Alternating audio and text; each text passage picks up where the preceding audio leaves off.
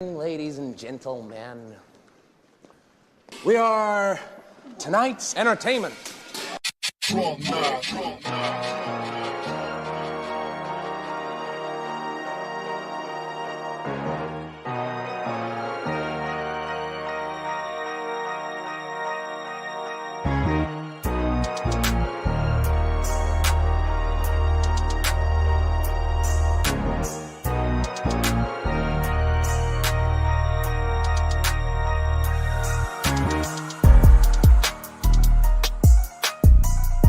The greatest trick the devil ever pulled was convincing the world he didn't exist.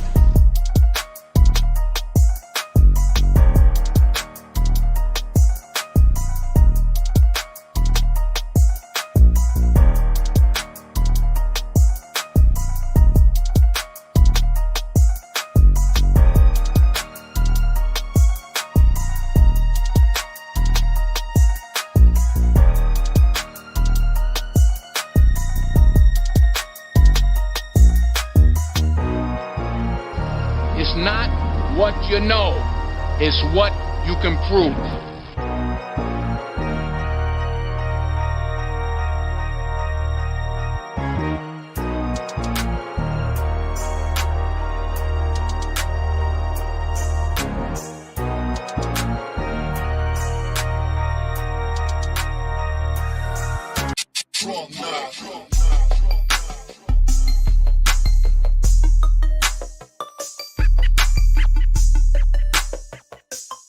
Yo, what up, people?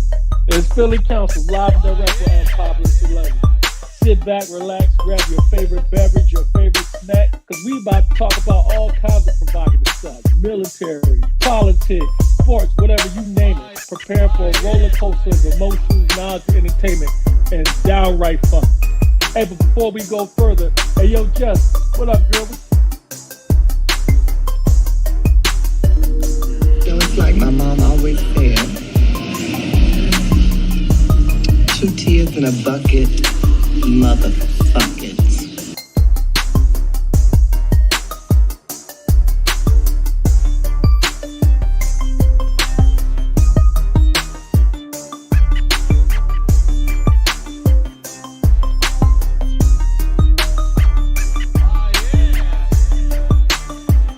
What's up? It's Dev from the Unpopular Celebrities podcast. Get ready for a podcast that brings the excitement right to your screen.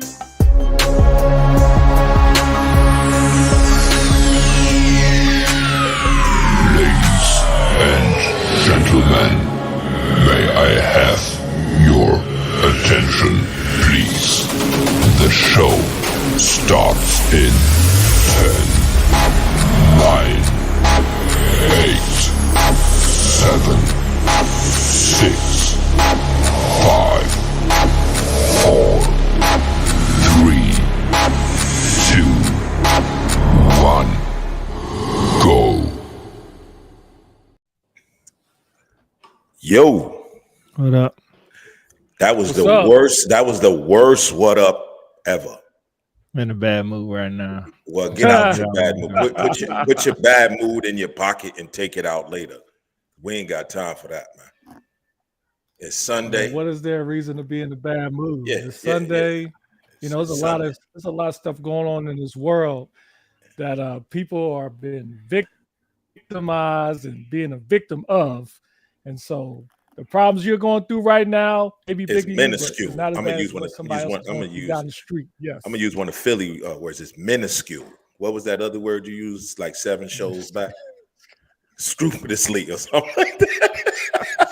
it was, What it was was it? actually Little Buddy. That's what it was. Little Yo, Buddy. hey.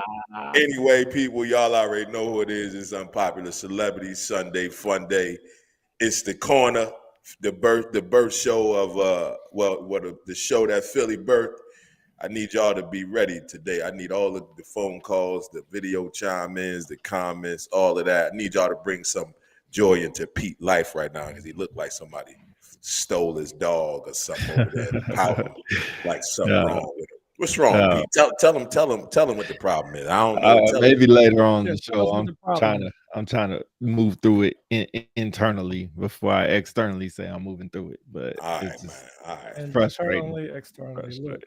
Okay. So like what Big Mike said. Hey, look, listen, everybody out there listening in the comments or whatever. Yeah, that's the corner, man. This is an opportunity for you to get on, chime in, talk about whatever we're talking about, or bring up something that you want to talk about. If you're a camera shy, let the engineer know you don't want to be on camera. We can just hear your voice, whatever. But just come on, say what you got to say. You're on the clock, and we can move on to the next person. So don't be shy. I see somebody in the chat already.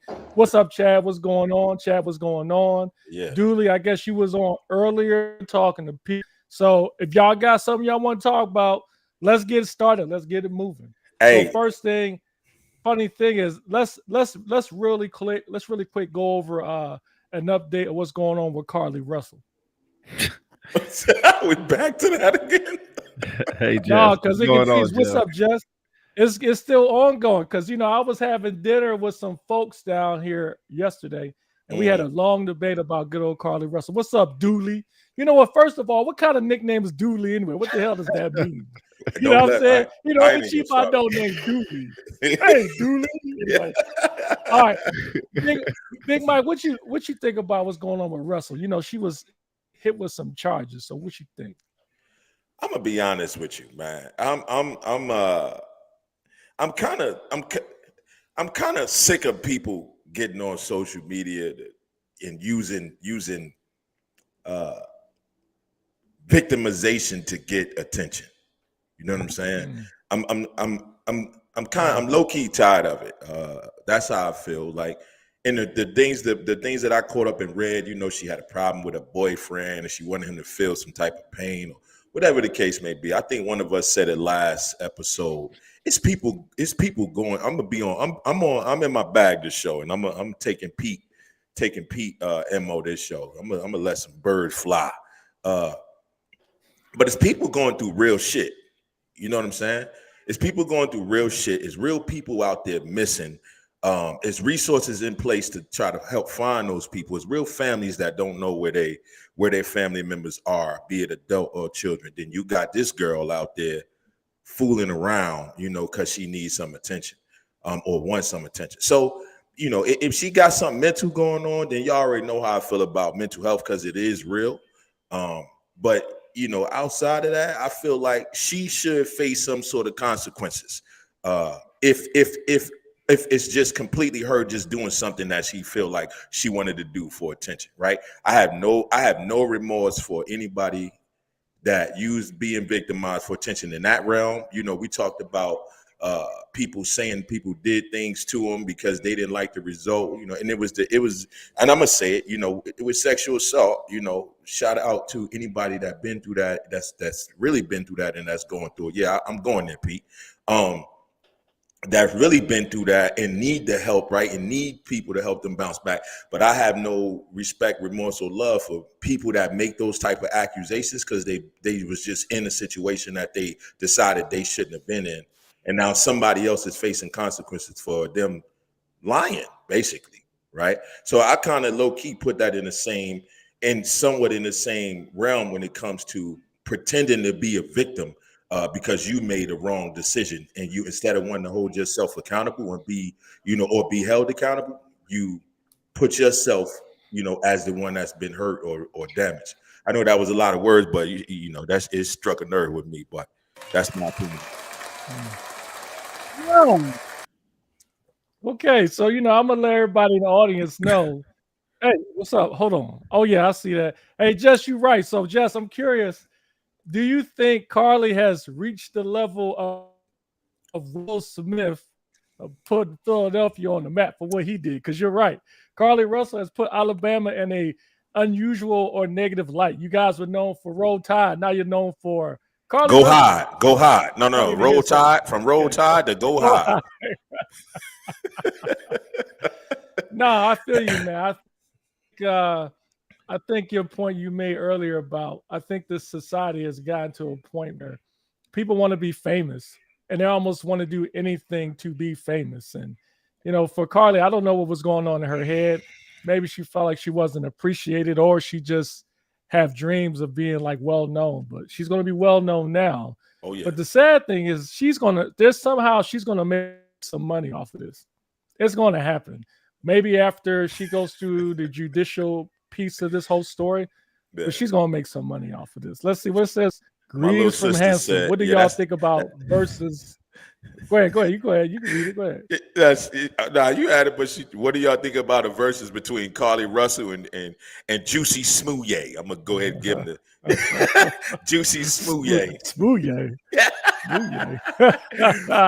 Hey, that's you know Hanson TV. He was one of the first guests with a little bit shortly after we was. Shout out to my bro A. Yeah. He made Mass Arness go round 2. So congratulations to you, brother. Versus, huh? I don't think they'll get no views on that. It's funny, but it's I saw a bunch of internet memes where somebody texted Marlon Wayans a picture of Little Man and said that Carly Russell actually saw Little Man on the highway versus an actual person. That was pretty hilarious.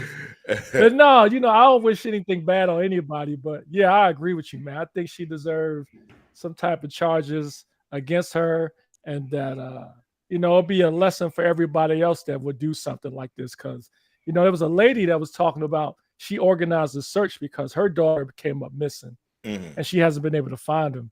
And then some news reporter, of course, went to her like, "How do you feel? Do you feel duped that it wasn't really true what happened?" So there's some actual people out there who had family members missing, and it was bad for them. So I have no remorse for that. Pete, what you got, man? I need you. I don't really know anything about the thing. Didn't she do like got a misdemeanor and did like a couple hours in jail or something like that and got out? Yeah, but they're officially charging her now too. Yeah, like additional charge. Oh, she made bail. Like it was like $2,000, $5,000 bail or something like that. Something minuscule that she got, and just let her go. If y'all want to read this thing from Chief, go. Alabama's on the map too because Senator Tuberville, who refuses to allow Department of Defense nominations for POTUS to move forward. What's y'all thoughts on this? Over 200 folks who are held and won't get confirmed because the DOD has pushed policy that Senator doesn't agree. I have no knowledge of this. No knowledge of that either. Go ahead, Chief. So no offense, I don't know about that one, but I do. I won't mention any names, but the previous issue we went through as far as folks being able to PCS and bonuses, I had someone tell me that the reason why that occurred is that there was a specific senator that was upset about some decision that did not occur about the Space Force. I guess where the Space Force was going to be headquartered, and in order to force the issue, he decided to hold up something. I don't know if it was a vote or something that held, I wouldn't be surprised. But based on what Chad is saying, I have no essay on it, but I would not be surprised. And that's what I said earlier last week. Unfortunately, things happen. It's not the Air Force. We're just a victim of it. Yeah. There you go. Where's Huntsville? There you go. Yep. Just said it right there. Yep. Mm-hmm. Oh, Alabama. She said he was mad. He was mad that the Space Force wasn't coming to Huntsville. Mm-hmm. Okay. Yeah, there's a lot of, oh, shoot. What's up? Al Price. Yo, hold on real quick. Al Price, man, that dude, I know that dude since I was a little kid over there in Philadelphia and Whippy, man. This dude was, he was right down the street from us. He needs to call What's that? Yeah, I need you to call it. Al, that dude is awesome, man. Shout out to Al Price, man. He's a good friend of mine from way back in. Yeah. But anyway, just real quick, back to Carly Russell, man. I don't want to spend too much time on it, but for Carly Russell, I think the interesting thing about her is that all the media attention she's receiving, and then hold on, as well as abortion rights. Oh, I'm sorry. My bad. I got a lot of comments that I'm just throwing them up, so my bad. Well, slow down, brother. Slow down, brother. Yo, so real quick, all y'all in the comments, right? All y'all in the comments, y'all sitting up comments. I need y'all to phone in. Don't be scared. Don't be shy. You can be on camera, or you can just talk through voice, either or. But stop being all scared and calling. All right, hold up. Let me address that last one. Pete, put that last one back up. The 12 o'clock thing? Yeah, put that. First of all, Nick, Jack, we had to fire you on several occasions because you didn't show up like you should have showed up, Nick, Jack, right? So don't get in the comments talking smack about no kind of time or nothing like that, because we gonna get Nate up here for him to tell the real story about you, because I know he got some tips and trades on how you be screwing off. So don't get in the comments talking junk unless you're gonna get on here and get some of this smoke. But anyway. Hold on. Yo, is this Nick Jackson that had on the big ass cowboy hat in his Facebook page? That's him. That's him. But go ahead, Pete. Hey, Al, if you want to get on, I will hit you on Facebook and send you the link, and that link will allow you to get on.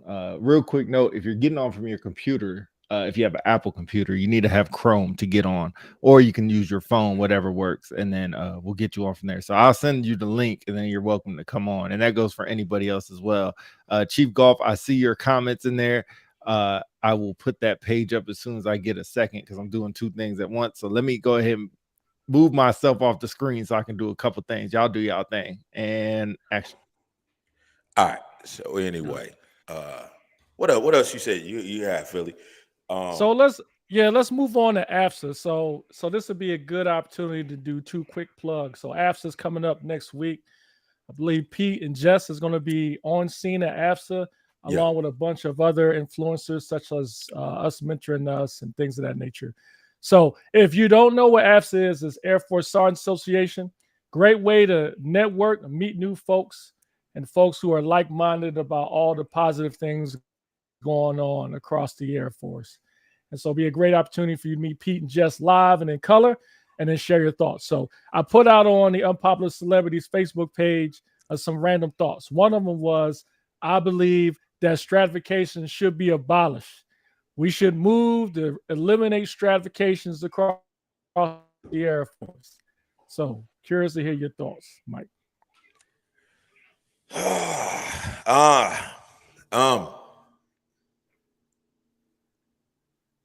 50-50 with that.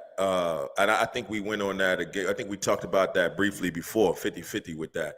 I'm for stratification without the human manipulation of it, which we always going to have that with any process. You know what I'm saying? Because again, I don't blame the strat process. I blame what people do to the strat process when they get a hold to it.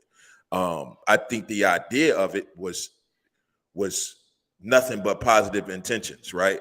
But I think when we get a hold to it, we do what we do to it, and then we start to see the favoritism. We start to see we start to see the positivity move from it. We start to see people manipulate it in a sense. But I'm also for it because, when we did have people, we got people that are great testers. We got people that are not so great testers. We got people that had the worst study habits in the world. So those people that's kind of like in the middle that are doing the job that just don't have those study habits that other people might have, right?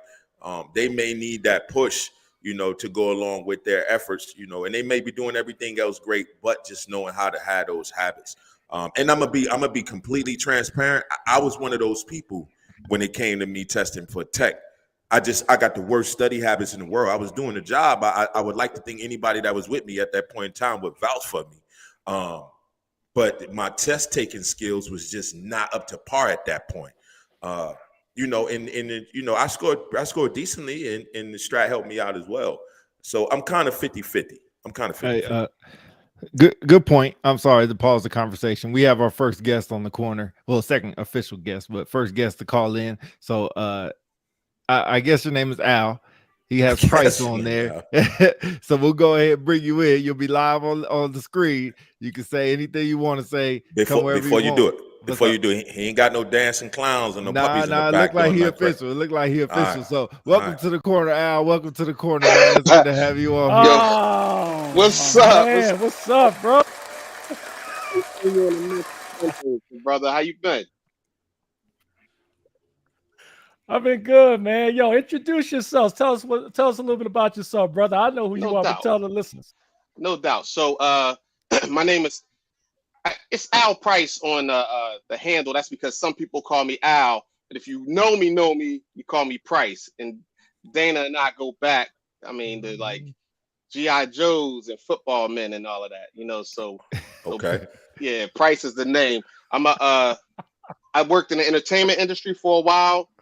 Graduated from Temple, and then now the last 20 years or so work in personal finance. So I'm a certified financial planner, and I work for PricewaterhouseCoopers, and I run a practice on the side. Oh, So man. yeah, mix of different things.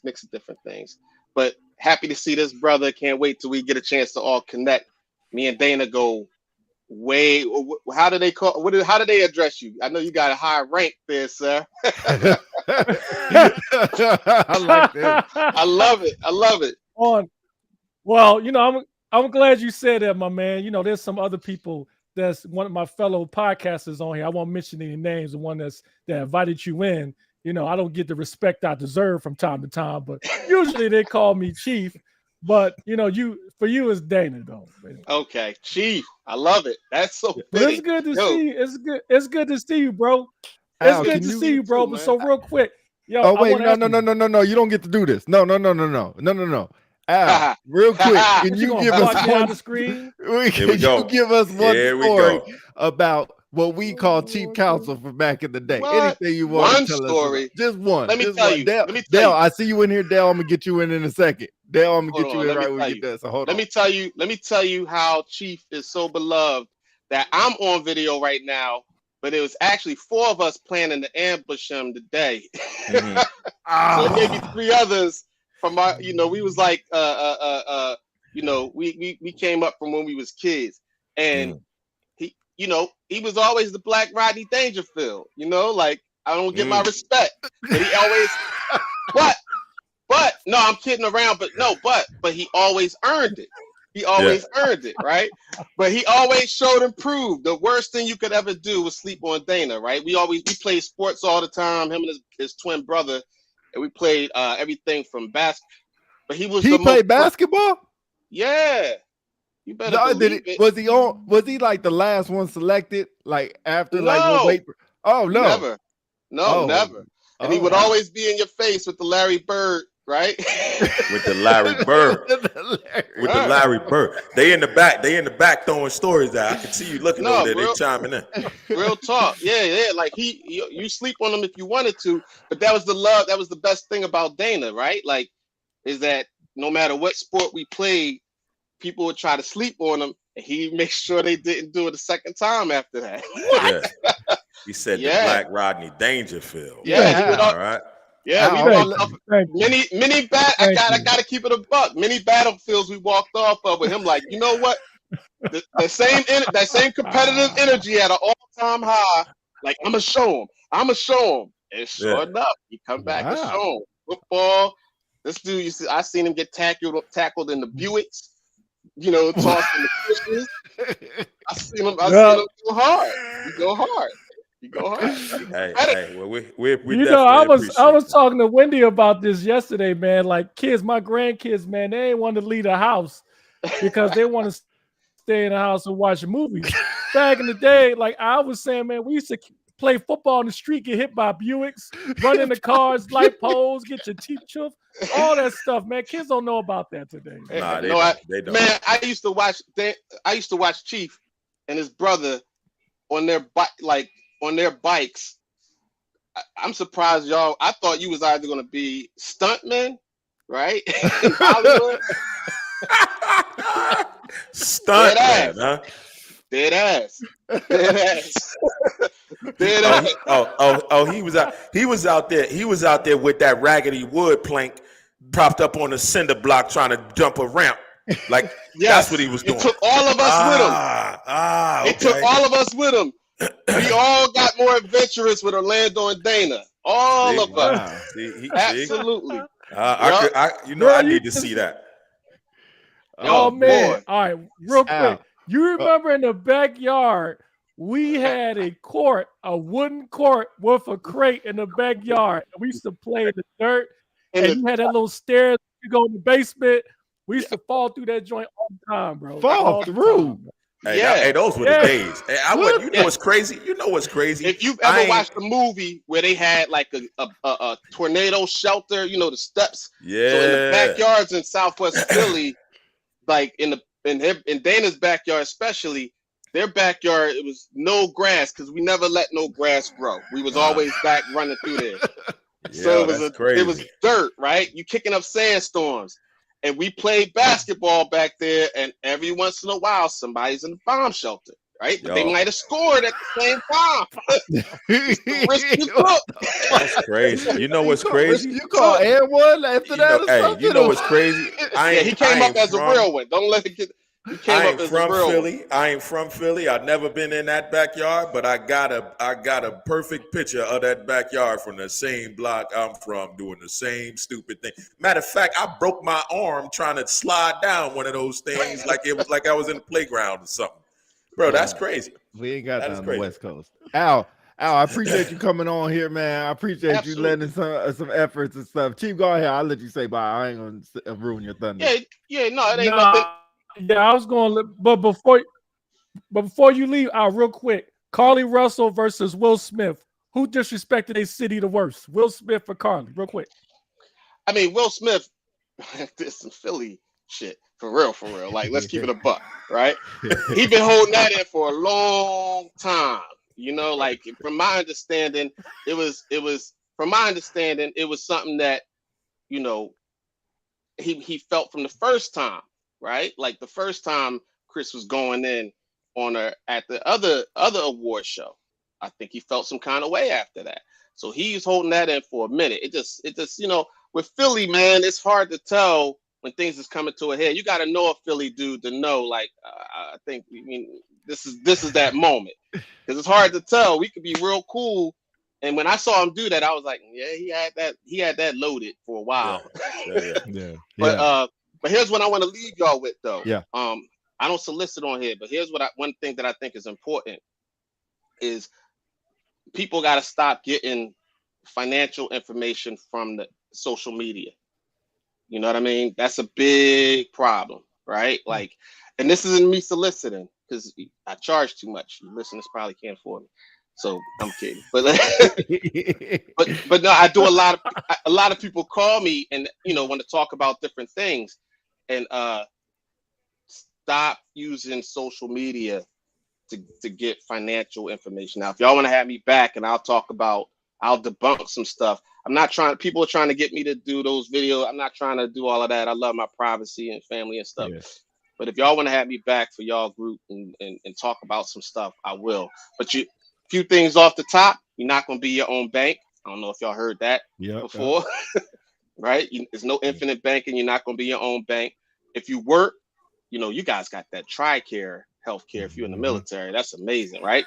But that stuff is not to be trifled with. But, you know, for other stuff, like if you work, right? Like your 401k, your HSA, right? Those are the best places to start investing and saving for the long term. All that other stuff, you know, that people try to sell you online. You don't let the tax tail wag the dog. You know what happens is a lot of these people, let me give you a few tips and then I'm out.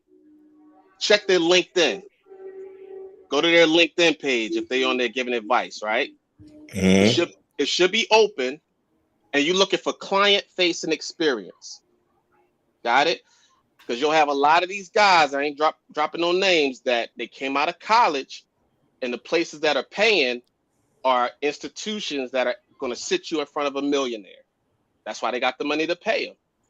And so they're learning skills and strategies that are appropriate if you're highly compensated or if you're a multi-millionaire. They're learning these strategies for these guys and they're just not applicable for the everyday person. Got it? So you're looking for client-facing experience, right?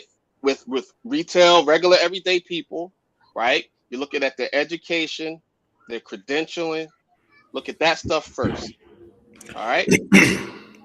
Man, I appreciate that, Al. Man, we'll have to get you back. Yeah, we'll have to get you back on here for a full segment, man. But thanks for calling into the corner, man. Absolutely. Yeah, stay in the comments, man. Appreciate it. It's two more of us somewhere lurking, ready to pound. We thought we could just jump on the live. We just gonna try to sneak it.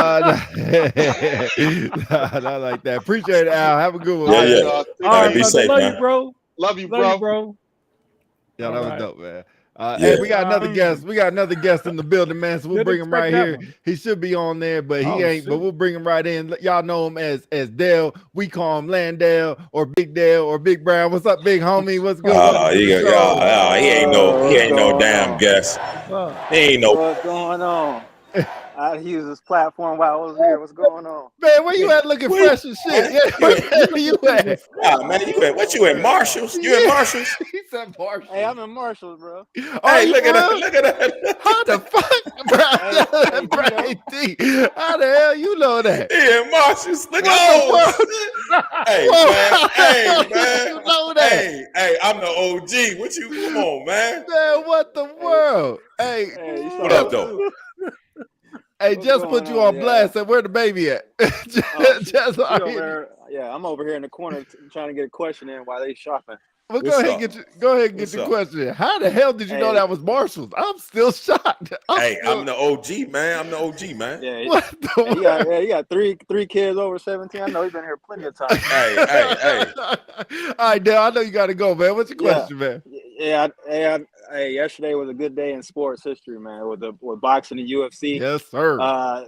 Hey, what would y'all rather take a knockout in UFC or boxing? And what was y'all's thoughts on Errol Spence getting rocked? Man, you. All right, Dale, Dale, you want us to kick you off for this, or you want to stay on for that? Kick me off. Right, I might bro. lose some signal. But yeah, I'll be in the comments firing back at y'all if y'all talk crazy. Yes, sir. Appreciate it. All right. Where did Mike go? My man, Dale. I'm right here. One second. Man. Maybe he got knocked out. Oh. Oh man, I'm gonna use that shit. Hey, that was good. No, that wasn't good. That wasn't good. It wasn't good. It wasn't good, and it wasn't quick. That was good.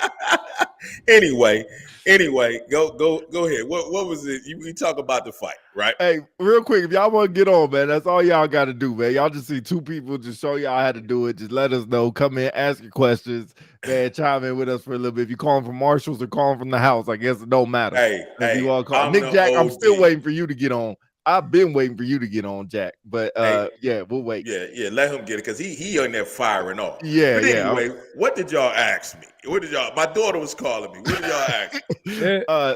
Go ahead. Dale asked about the fight last night, the fight between Crawford and Spencer. So correct me if I'm wrong, Spencer won last night. No, Crawford won. What?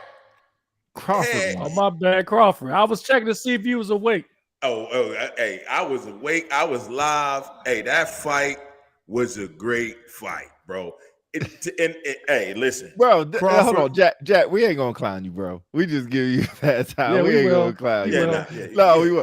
Hey, my boy, man. What's up, man? Yo, yeah. Tell Jack to calm down, man. Tell him to get on. Stop being scared.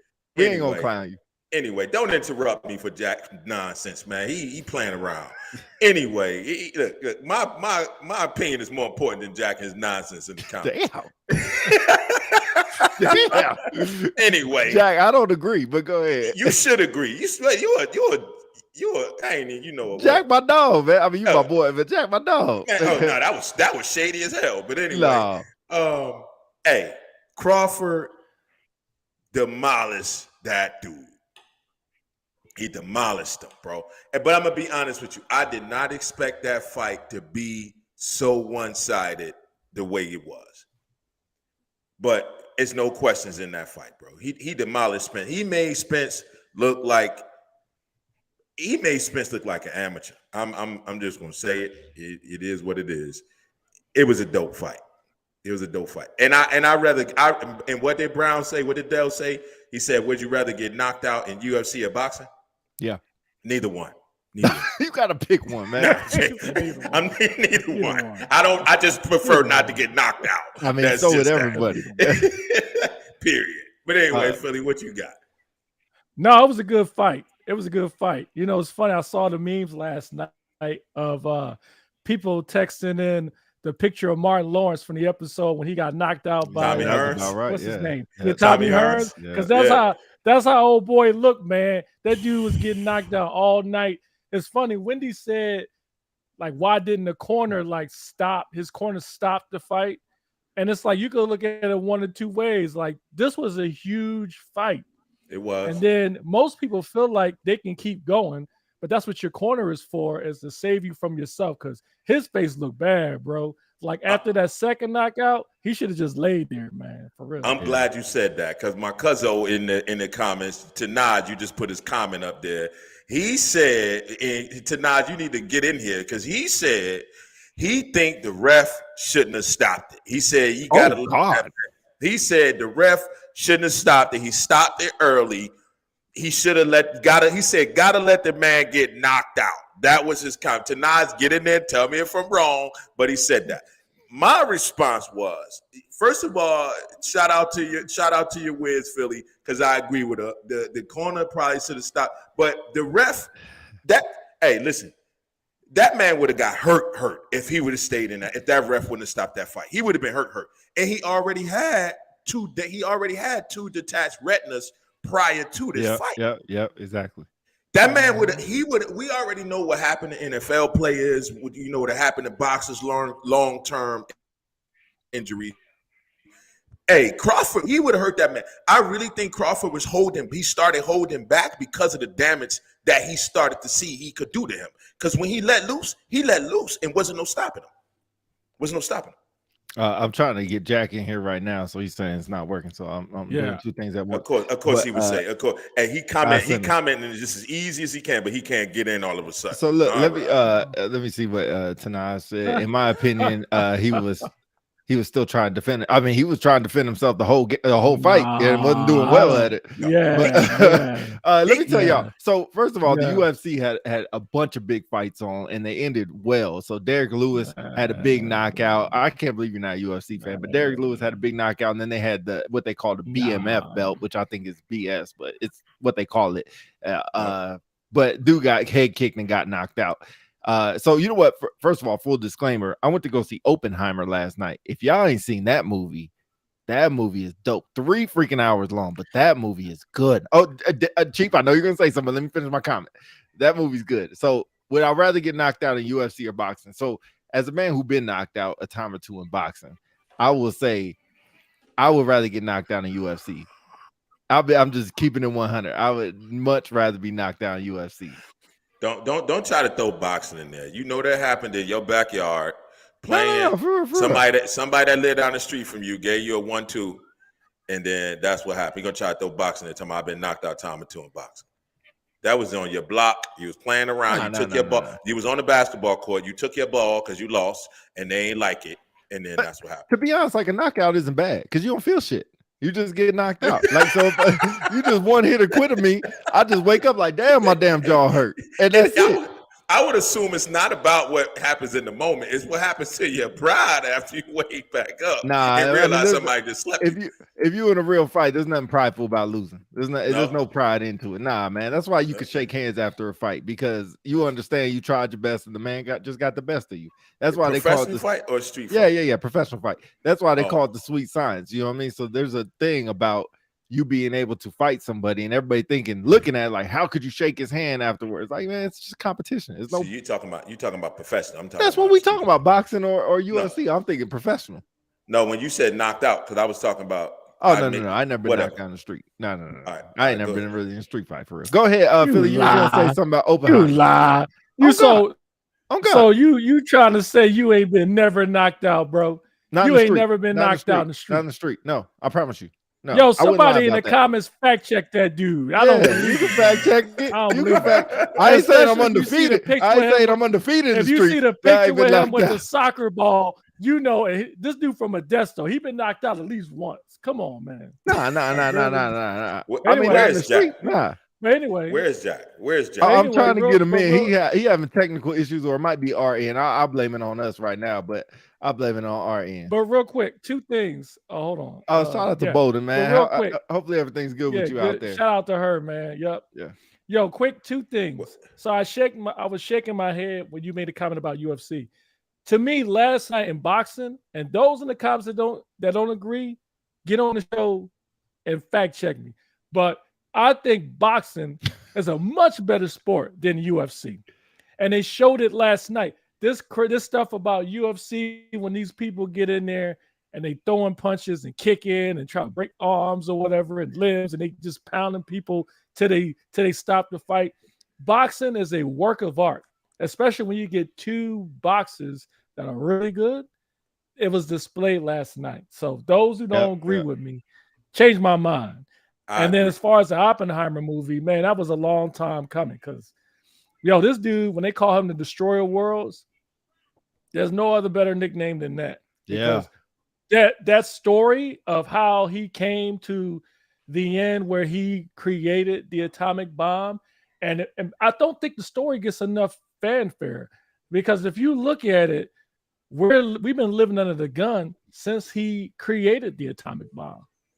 And can you imagine the guilt he must have felt until the day he passed of what he helped create?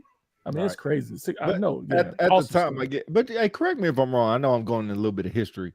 Are we the only ones to have dropped an atomic bomb? Yes. We are the only ones. Okay, I thought so. Mm-hmm. So I thought that.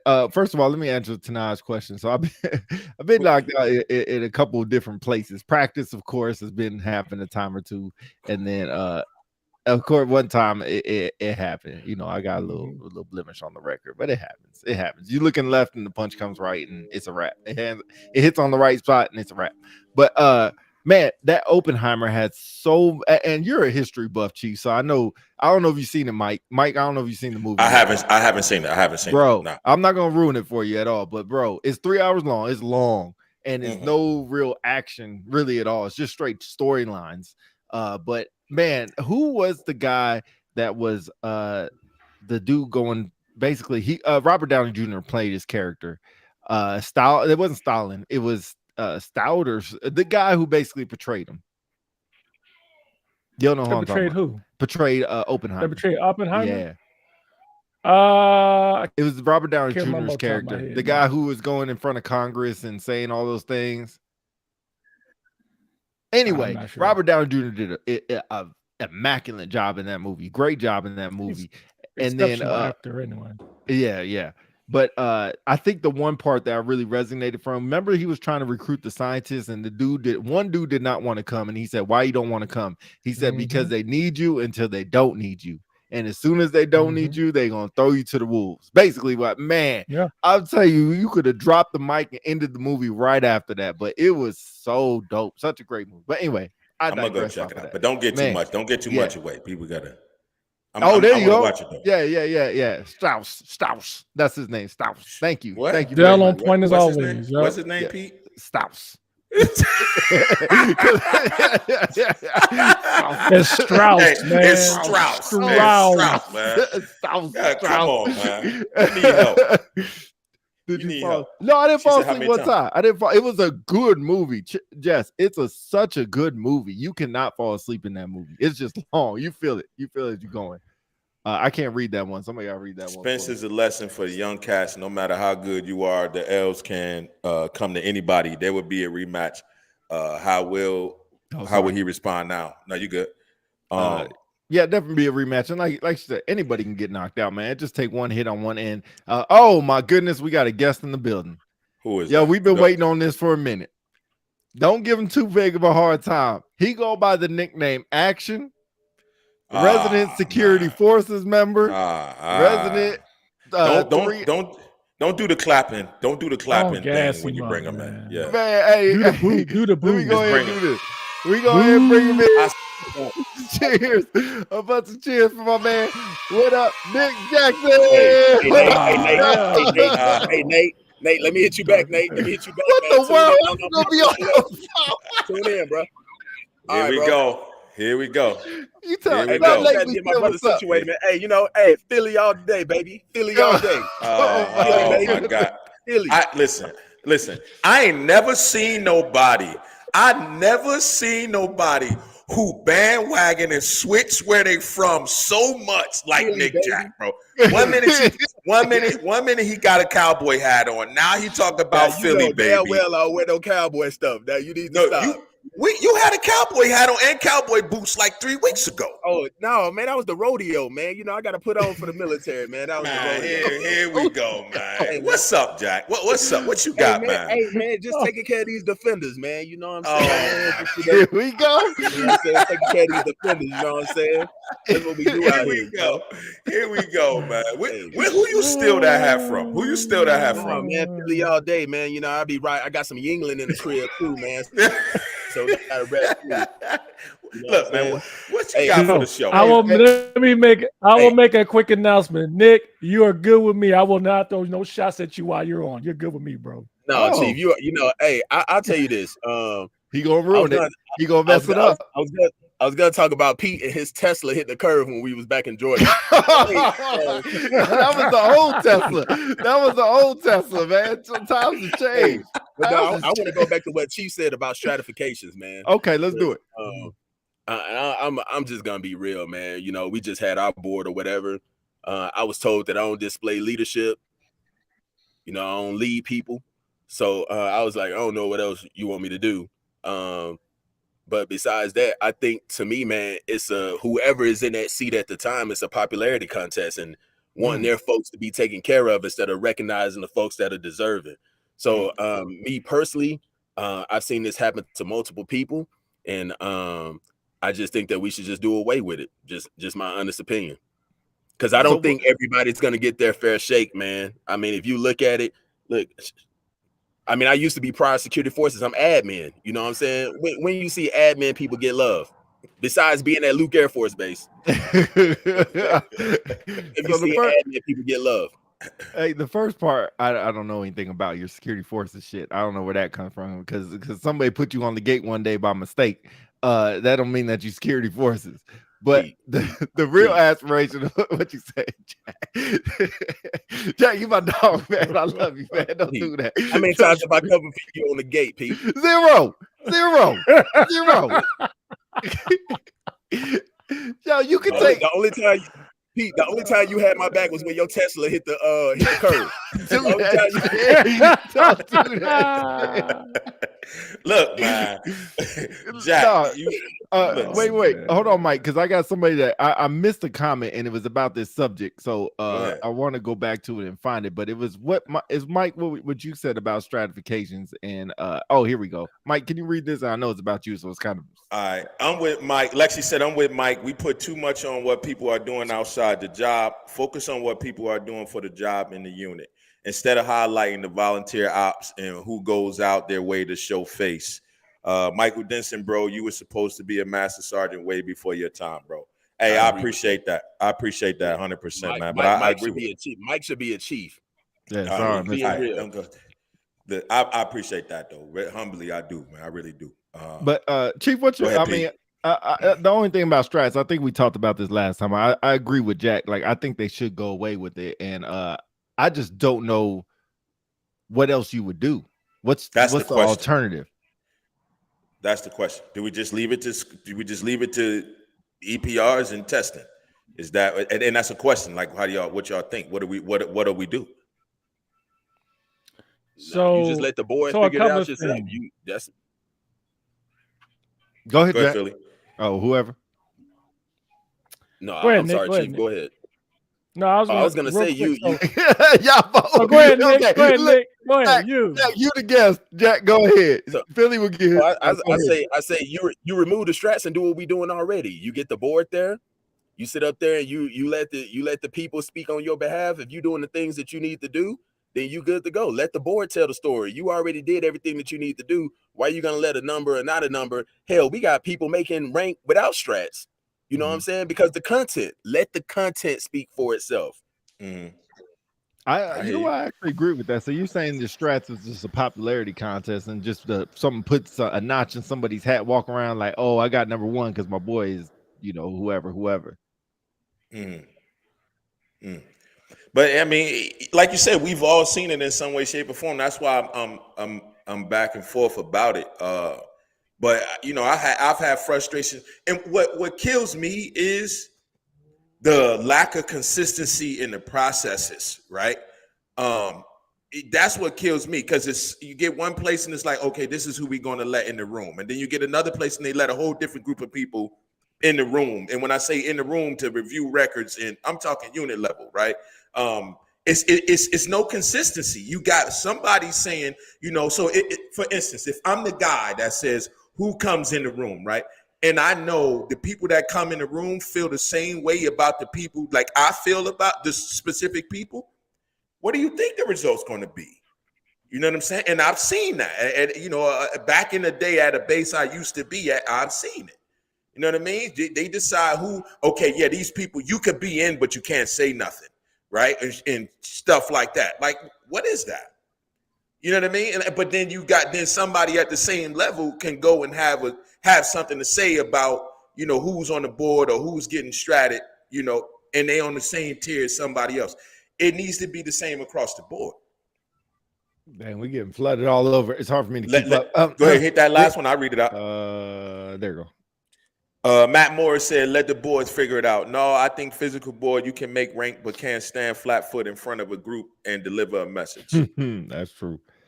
Lexi, if you want to call in and just call in without the video, your internet should be good enough for that. I guess food for thought, and you can just do the audio. It should be good enough for that. Chief, I know you want to chime into this, so go ahead.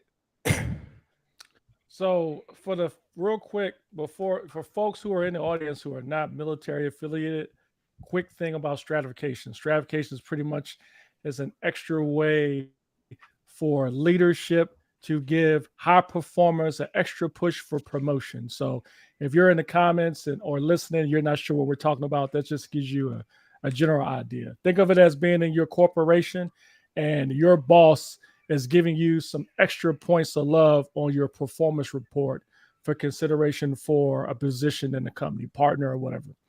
Okay, so as far as stratification is concerned, I saw a couple of comments. One, I think Arthur said something about EPRs, testing, and in-person board. So, and I think Matt Morris maybe said something like that too. Yeah. In-person boards don't work. You know why? Because, here we are. Just like the other day, there was a push to remove like race from awards review and take names off awards, right? But for first sergeants, we still submit pictures for first sergeants, but we don't do it for command chiefs. So what I'm getting at is it's not the same across the board. If we're talking about concern of bias and how people look and how they sound, you definitely can't do face-to-face boards. As far as like the stratification piece, I think Big Mike said earlier, the problem is how we evaluate people. Even if we came up with a computer and we input everything in the computer, it's still skewed because the human being is rating the person. If I had to come up with a fix to what Scott Giroux said, I agree with him. I think what we do is we don't do any boards. We don't do any stratifications, reports, and testing. That's it. Reports and testing. And some people will say, well, some people are good testers. We're good on them. But in the end, it comes to come down to the supervisor to hold them accountable accurately when they rate them. So, yeah, there's people out there who are super smart that can take a test, but that don't mean they should be a leader. There are some people out there who can't test for crap, but they should have been promoted. But I will tell you, the stratification piece, in my opinion, it never fails. It don't impact people unless it's you. If it's you, it's good. But if it's not you, then everybody's been a victim of stratification. Everybody, every single person. And for those that haven't, those are the ones that think stratification is perfect. Chief, I say at the end of the day that whether you're stratted or not, and if you're not stratted, provide real feedback instead of just making up some SAT. You know what I'm saying? Don't let your insecurities be the reason why you want to provide feedback, because that ain't feedback. That's insecurities. So I can go on and on about that, but nah, you 100%, bro. But you 100%, man. And that's the part of those processes that I've seen that go left or right. When you got tech sergeants going for master, they don't make it.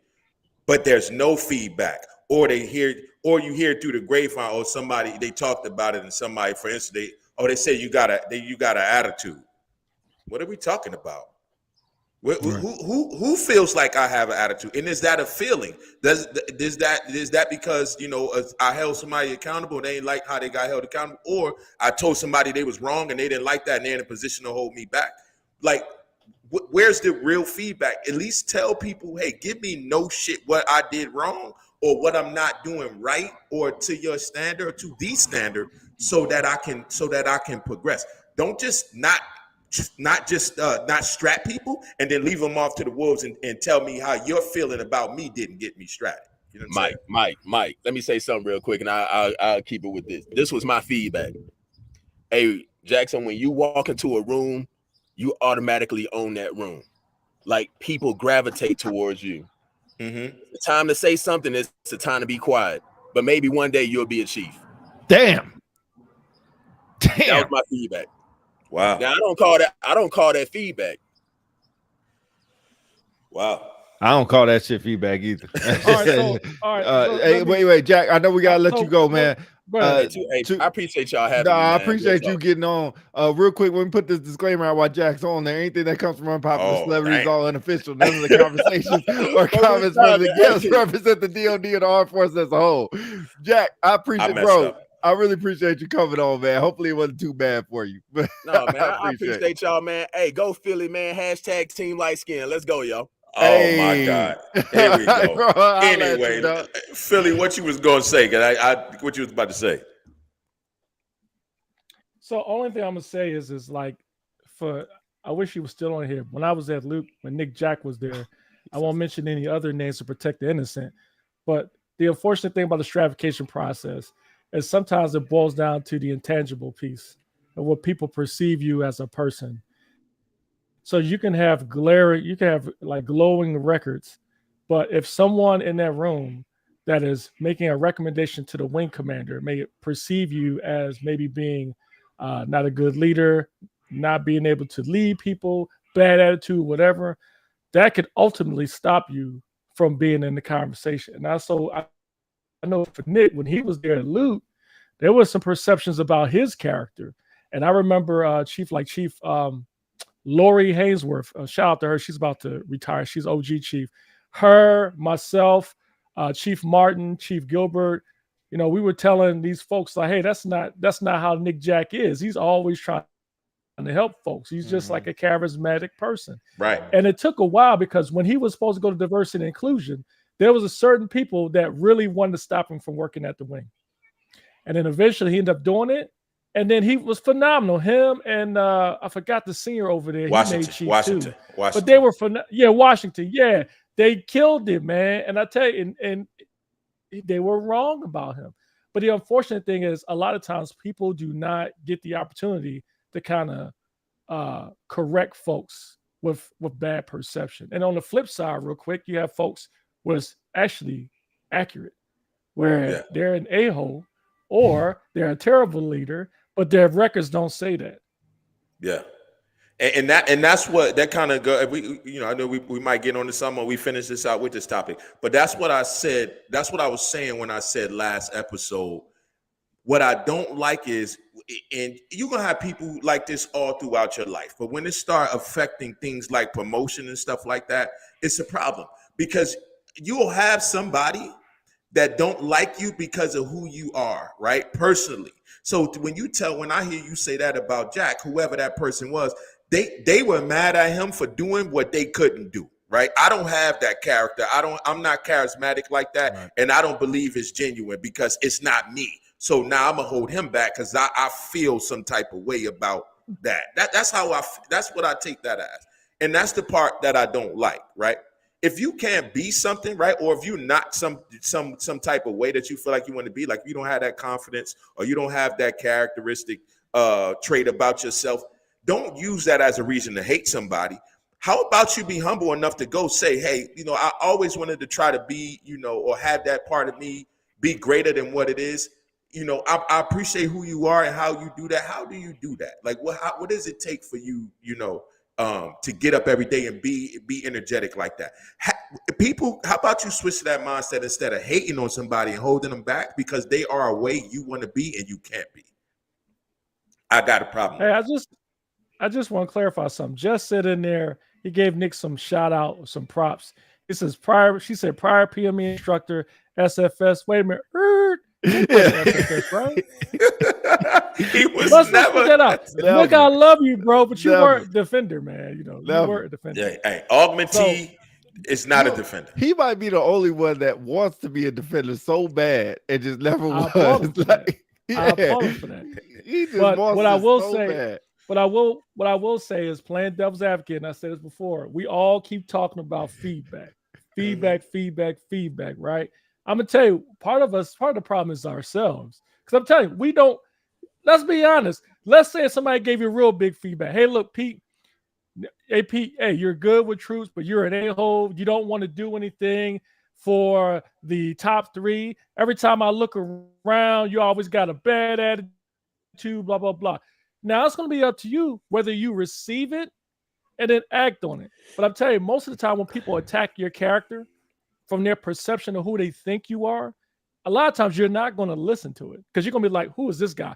And you look all over the internet, folks have put on there, and people don't like you, them. You know what I mean? Like, you got to be you, be who you are. To me, I disagree.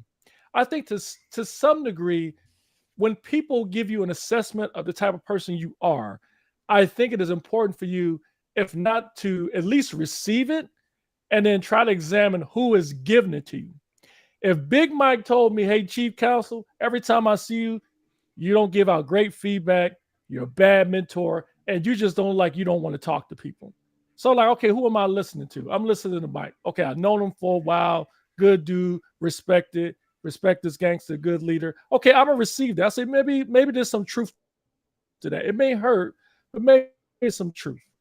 But if I got somebody on a random street corner I don't know, and they say, you're an asshole, you're a bad chief, blah, blah, blah. I'm like, or even worse, they're a fellow chief, and all they do is come to work, talk about retirement, and they're letting Matt start and sit around the office who should be retired because they're afraid of messing up his retirement plan. And I'm like, well, who are you to tell me what type of person I am? What about you? Does that make sense? Like, we've got to do a better job of trying to determine who is giving us the feedback.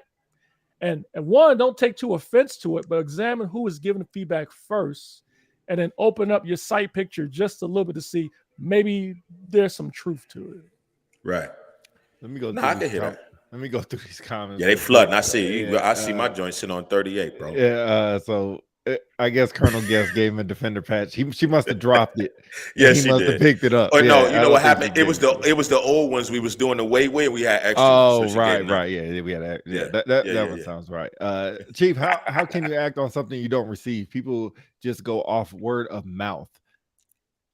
Just said he was drafted. He wasn't. If he was drafted, he was. What do they call the last pick in the NFL draft? Mr. Unforgettable or Mr. Whatever the hell they call it. That was him. He was the last pick. He was the last one on the playing field. Some leaders don't come up to people and have interpersonal communication anymore. I think that's very, very accurate. That's a big one. That is a big one. I've been seeing posts and comments on, shout out to UMU.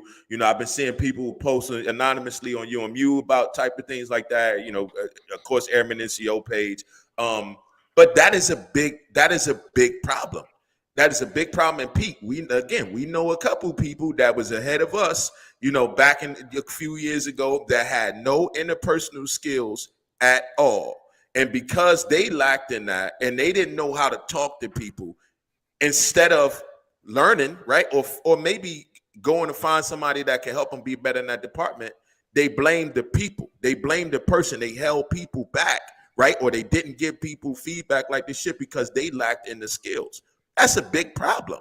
I feel like when you at any level of leadership, you got to learn how to communicate. But when you get to hours 7, 8, 9, and you don't know how to relate or communicate with people, you probably need to go back to the drawing board. You don't need to be in those positions where you're not willing to learn. You can't do it, and you're not willing to learn or be susceptible to somebody again, giving you that feedback when it comes to having some sort of communication skills. And unfortunately, we have people in those positions that don't have it.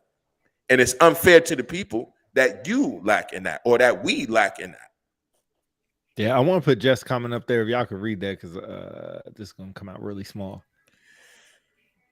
I'll never forget doing an interview for my first job as a chief. The question was, what do you consider your weakness? And there's her answer. And I said, I'm not receptive to feedback from subpar performers. And I am, if I know that person can hold a match to me or add in value, I'm not receiving that feedback. I think that's my hard part too. It's hard for me to be receptive to people that you see every day and their performance level. And then people going like, oh, this man's sharp as hell. Like, bro, I see this dude every freaking day. Like, I don't know what you see that I don't see. I'm trying not to hate on nobody, but I just don't see what you see. And I think, Mike, back to your point, people always fear and they talk about your strengths as weaknesses because it's not their strengths. And it's a damn shame that we do that.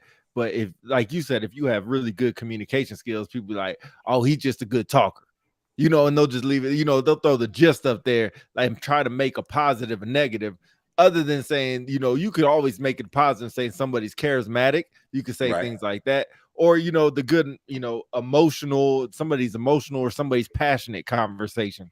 If you don't like somebody, you're going to say they're emotional or don't like what they're talking about. And if you do, you'll say they're passionate about it. So I think you always have that as well. Lexi, I'm sorry it didn't work. I tried my best to get you on. I'm so sorry it didn't work. We'll have to figure. Yeah, and I try to send her a URL, but I don't know why it's not working. But the only thing you do is just copy paste that URL in there and see if it works. And if it don't work, I'm sorry. Maybe get on the computer if you can do it. But that's how Jack got on. Jack was on his phone, right? Yeah. No, he was on the computer because he was on his phone with his brother. Yeah. And so some with the phone might be messing up, but I don't know. We talk about stratifications for freaking ever, man. Or feedback and stratifications. We all know they're important. And I think another thing, and not saying this is or Jackson at all, but since he brought it up, people have to be emotionally intelligent enough to accept feedback. And that's always a hard part too, is accepting feedback and people trying to tell you what you need to work on. It might not make sense to you at the moment, but maybe it's an actual real thing. You just need to step back and take a few days, swallow the feedback instead of just ready to jump out there and say what it is. Thank you. That Mr. Irrelevant is the last draft pick. That's Jack. He's not relevant in real life, but at security forces, he's irrelevant. But we just put him at we put him at Zulu 7 and just leave him out there. Chief, I see you quiet. Let me see what Jessica got to say. But we are living in an era where folks have been told they were great and actually they're not. 100%. I think that's the big error with that was before we even got here. That everybody was. I think that's a good way to describe that was everybody was a firewall 5. You know what I'm saying? Back when that was the day. You know, when everybody was a firewall 5. You know, and then when you get somebody, I think Pete, you brought up the comment when you get somebody that actually holds somebody accountable. And now you're not a quote unquote fire off. God damn it. Firewall 5. Firewall 5. Now you questioning the person that's actually doing the right thing and, you know, telling you where you are, being honest versus, you know, questioning yourself or the people that was not honest with you when they weren't honest. You know what I mean? Yeah. So I think what just saying that was a perfect example. That was everybody was a firewall 5 unless you got in trouble, or unless you messed up or whatever the case may be, until you got that real supervisor or that real leader or that honest leader, shall I say. Chief, you kind of quiet over there. I don't know what you guys got anything. Move on to the next subject. So communication, when people say good communicator, in my opinion, is all subjective. When people say folks who are promoted and being good leaders or not, that's subjective. Because I guarantee you there's probably somebody here. I'm sure everybody don't think Chief Counsel is a great chief. I'm sure everybody don't think Big Mike's a great senior NCO. Somebody out there has a different opinion. I think in the end, what we all need to consider is that not all great leaders are, everybody doesn't consider everybody a great communicator. Whereas somebody might think the majority of people will say, former SimSAF Wright is the best SimSAF ever. And you'll probably have 5% that may think the otherwise. So I think the most important thing to remember is just we've got to get to a point where, one, we got to look at ourselves first. And then we have to look at it when people give us feedback. Yes, I mean, you want to do a fact check of the person who is telling you the type of person you are. Fact check them, see what type of person they are first.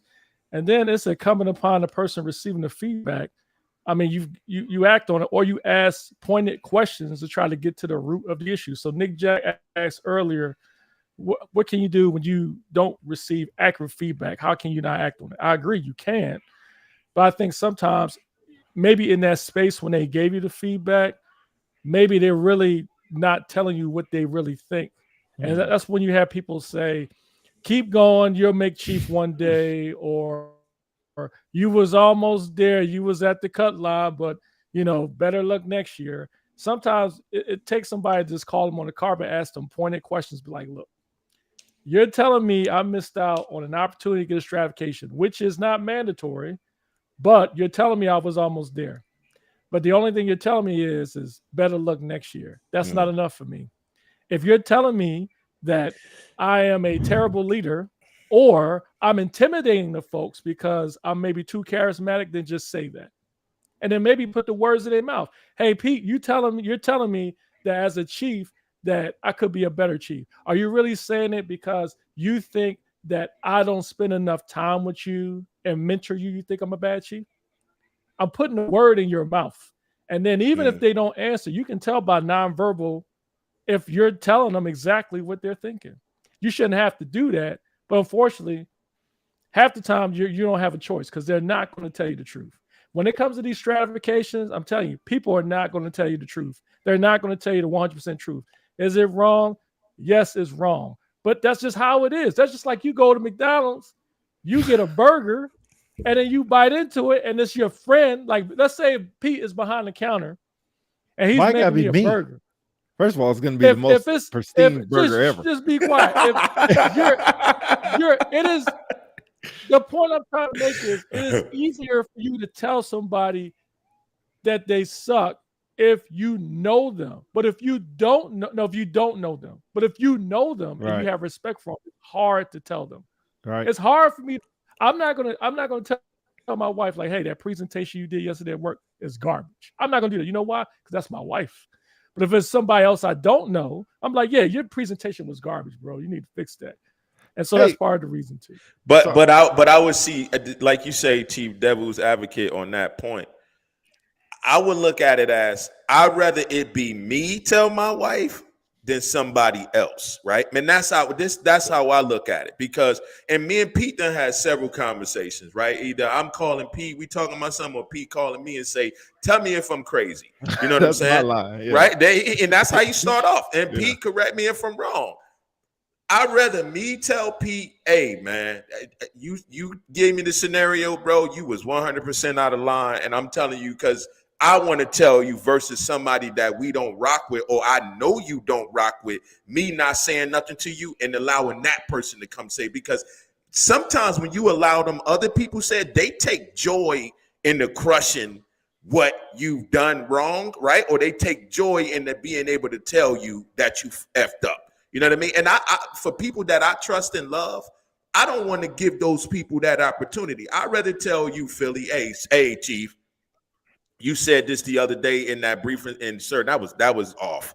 You know what I mean? Like I seen a couple people faces, and my face as well was screwed up. I'd rather me come tell you, Philly, than let somebody that's in the corner like, yeah, I can't wait till he finished the brief. I'm gonna tell him he was screwed, and then I'm gonna tell everybody else he's screwed.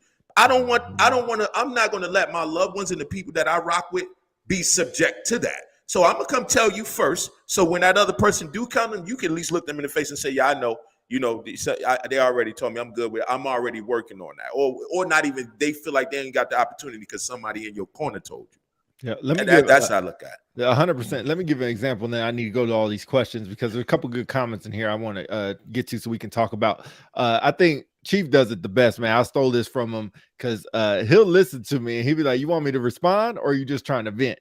And then he's like, if you want me to respond, I'm just going to be honest with you. And usually that's, kind of getting me ready for either bad information or good information, or either on my side or not on my side, or 50-50. But I like that response.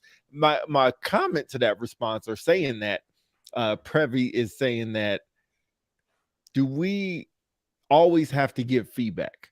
If you can't give feedback besides just keep doing what you're doing, or hey, better next year, or man, you're right there, just keep pushing, wouldn't it be best just not say nothing at all? Or do you feel like, and Chief, I'm kind of looking at you and I'm putting you in this position as a Chief, so I apologize. Do you feel like because of your position, you always have to give feedback? I think it's important that you do, but I think it's important to be as honest and accurate as possible. And I'll be honest, before I even, like when I do records reviews, a good example, I already know what's going to happen during the records review because most of the time they already went through somebody else. Yeah. They told them how great and true they are, and I'm going to tear their records apart, and I'm going to tell you some things they're not going to like. And I tell them firsthand, I say, hey, look, I'm just one chief.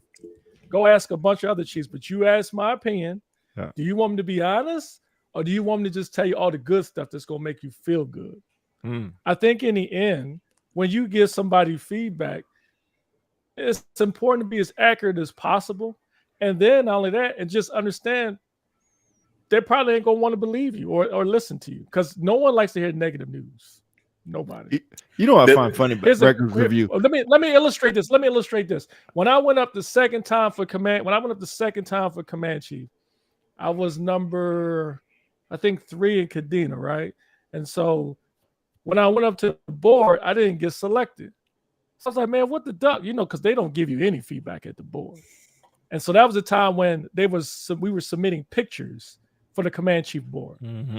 And so Tony Johnson, Pretty Tony's what I call him, shout out to him, former command chief of PACAF, old supervisor, right?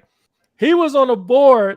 So he reached out to me. He said, just doing the fact, see how I was doing. I said, hey, Chief, I didn't make it this time. He said, I know why. I said, well, tell me what happened. So he called me and he said, hey, I'm going to tell you, be honest. You ready? I was like, yes. Are you really ready? Yeah. You're fat. So I said, what you talking about? He said, look at your pictures. So he sent me the pictures and it's the same pictures. And I looked at him. He said, blow up around your gut. He said, that's part of the reason why you didn't get selected. Damn. That was some tough feedback, man, because I thought I was good. You know what I'm saying? But my pictures were bad. My gig line was all jacked up. My ribbons was hanging and whatnot. But I didn't think it was that big a deal. And so I busted my ass that next year to lose some weight. And then I made it and got selected. But I would tell you, if it coming from him, though it was hard and tough feedback, I respected that dude. Right. So that's a good example, like telling something you don't want to hear. Yeah. Mike, go ahead. I'll get in the comments after you're done. Okay, just real quick. People say, you hear all the time, communication, is the number one thing to success, or it's not. I don't think communication is the key, right? I think communication is the lock. Comprehension is the key. You know what I mean? Just with feedback, right? The feedback is extremely important, but like you just said, the being receptive to it and being able to listen and hear it is the key to it. You can get it all day long, but what are you going to do with it when you get it? You know what I'm saying? So that's something else people need to keep in mind. Because like you said, Philly, everybody wants something until they get it, and then they realize they ain't ready for it. You know what I mean? Or like we say, how many episodes we done said, like Jack Nicholson say, you can't handle the truth. You want the truth, you can't handle the truth. Be ready. The first thing, K. Wright, shout out to K. Wright. He was out here last night for the CNCO induction as the keynote speaker, like we talked about.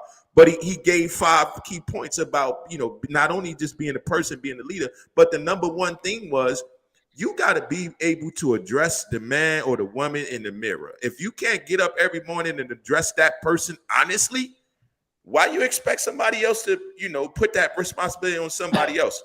You know what I'm saying? Be able to address yourself first and then go to the next step. It ain't up to other people to make you happy. It's your job to make you happy. Don't put that responsibility on everybody else. Right. Let me get to these comments real quick. This is the one that we were just talking about. I told someone that before. I'm not sure what comment they're referring to. Offered to help with it and was called out for toxic masculinity. I think he talked about the picture thing. Correct me if I'm wrong, Scott. Yeah, I think he's talking about the picture thing. Yeah, I think that's yeah. I mean, I guess that's a part of it. I guess kind of what you were just talking about, Mike. The person gotta be ready to receive it. Gotta be ready to receive it. I want to go to Lexi's comment, which is up here. Let me find it. So last year I didn't get forced distroed. I got told I was aggressive and arrogant and need to humble myself. I think that's tough feedback as well. I don't think that's feedback. That's a personal. No. I think it is. I think it is. It's just whether she believes it's accurate or not, and their perception of her is different than ours. I don't think she's arrogant at all. I just think she likes to hold people accountable. She's 100%. She's very confident in her ability. She's always been since she was an airman. But what some people may see as confidence, they see as being arrogant, or somebody's being like conceited or something to that nature. So how do my thing is like I gotta let her out of the comments. So I don't want to. So here's the thing. Just let's be honest. You ain't gonna be able to get there. If I am being a chief, and those two people, and you two people, if I'm deciding on who I believe should be next senior master sergeant, I'm gonna go off of what I believe, what I value. So you guys might be equally good, but if I think Pete, you're arrogant, even though you're a confident person, but Mike is not, and Mike kind of flows with what I like, the tie's going to go to Mike. Right. Let's just be honest. It's going to go to Mike. When we say it's records, it's not just records. The only time the records really come in that place is at the board when they're sitting in front of E-Boss looking at all of the records and decorations and surf. But at the wing level, and I would even argue at the wing level, those decisions are being made by people who see you in person. That's a total different process that is not captured in the AFI.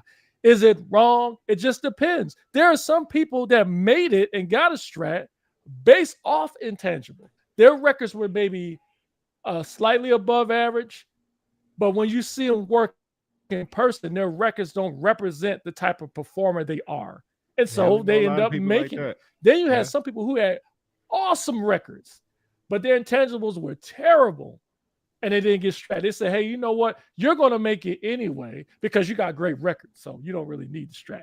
Which in their mind, they're saying you're a terrible leader. So I guess what I get confused about is I know we're not going to get to every comment, but I want to get to this question. I guess what I get confused about is just what do you say then? It's just like Chief, I agree 100% what you're saying is just that if you meet the flavor of the month, then you're going to be good. And it feels really good when you're the flavor of the month or the flavor of the year, whatever you want to call it. When that person's in the chair and say, what I'm referring to is that person's in the chair and they just like Mike and they don't like my confidence. They say that it's arrogant. I just don't get the push because of that. Then what the freak are we doing?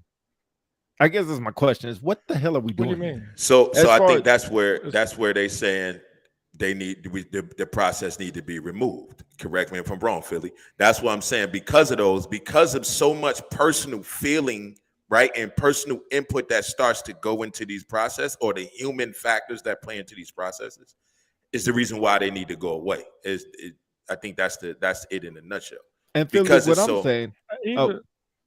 what I'm saying, saying is whoever has the biggest microphone or the biggest mouth is gonna project the whatever they're feeling on you. So if I'm looking like the best thing since sliced bread and whoever's talking about me in those rooms have the biggest mouth or the biggest influence, I'll even just say influence, then that's what it's going to be at the end of the day.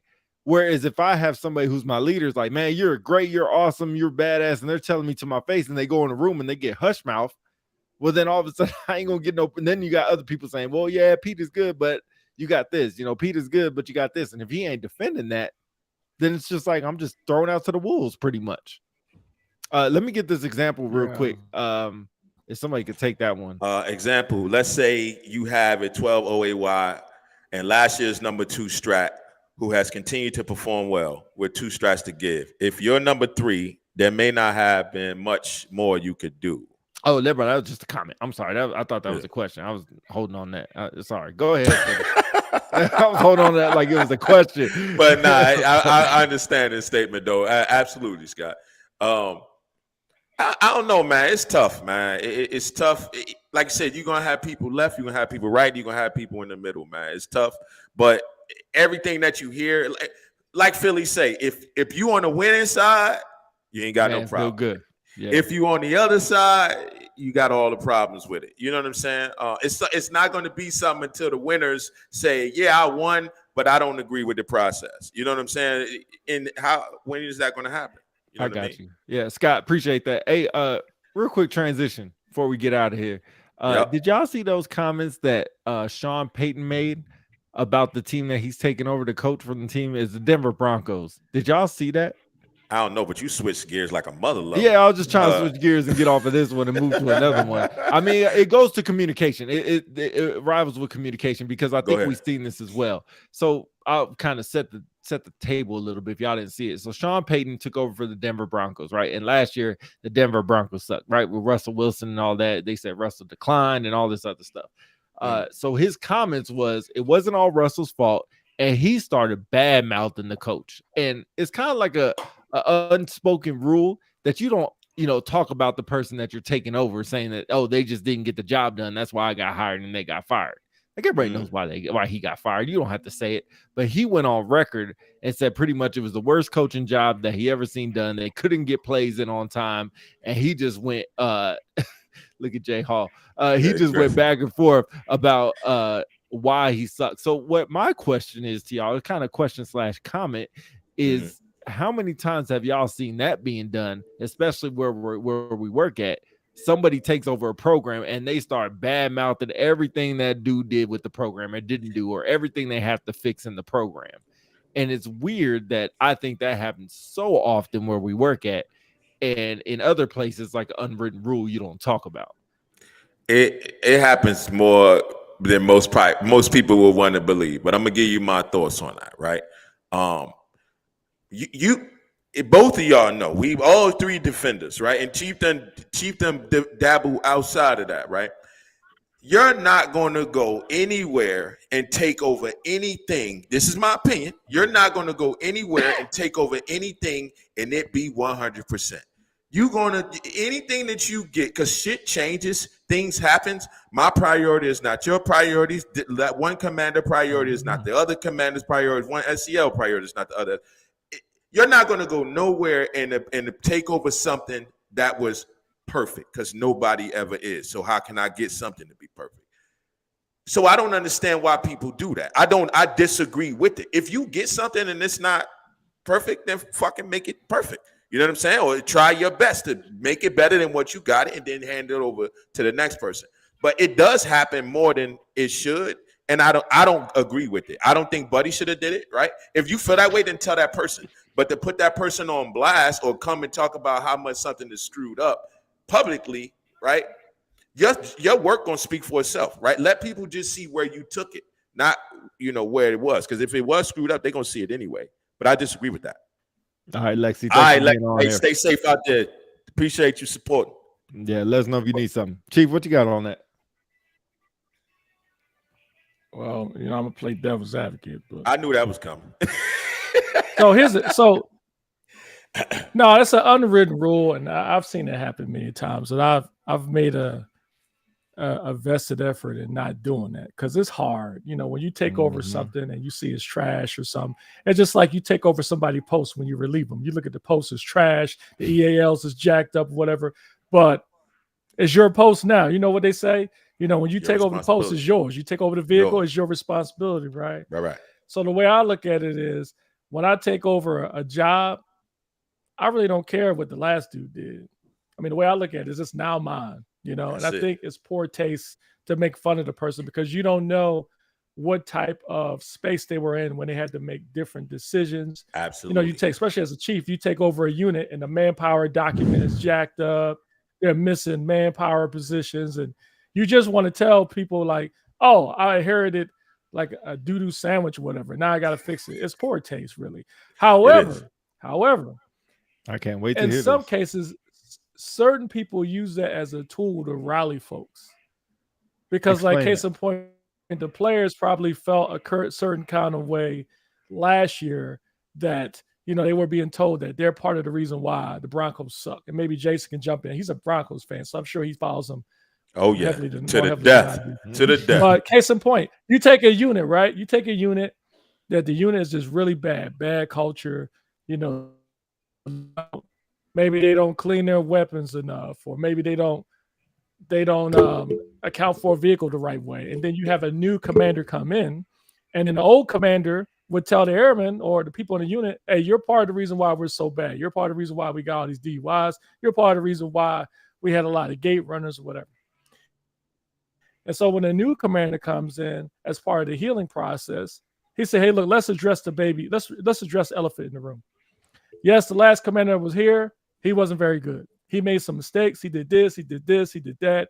The reason why he did this is the reason why we're at this. But you know what? This is a new day. We're going to do this. We're going to fix this, blah, blah, blah. It's almost like addressing the elephant, because I'm telling you, those players, when they heard it, not saying I condone what Sean Payton did, but it probably did a lot for those players and that staff for him to say what they've really been trying to say or what they want to say. But I feel like it's not what you do, is how you do it. And I feel like he could have done that a different way. If you're trying to rally the people, then rally the people. But what was the goal behind publicly, right? Putting that man's flaws, right? What was the goal? Even if it was a commander's call, right? You can address the problems without addressing the person, right?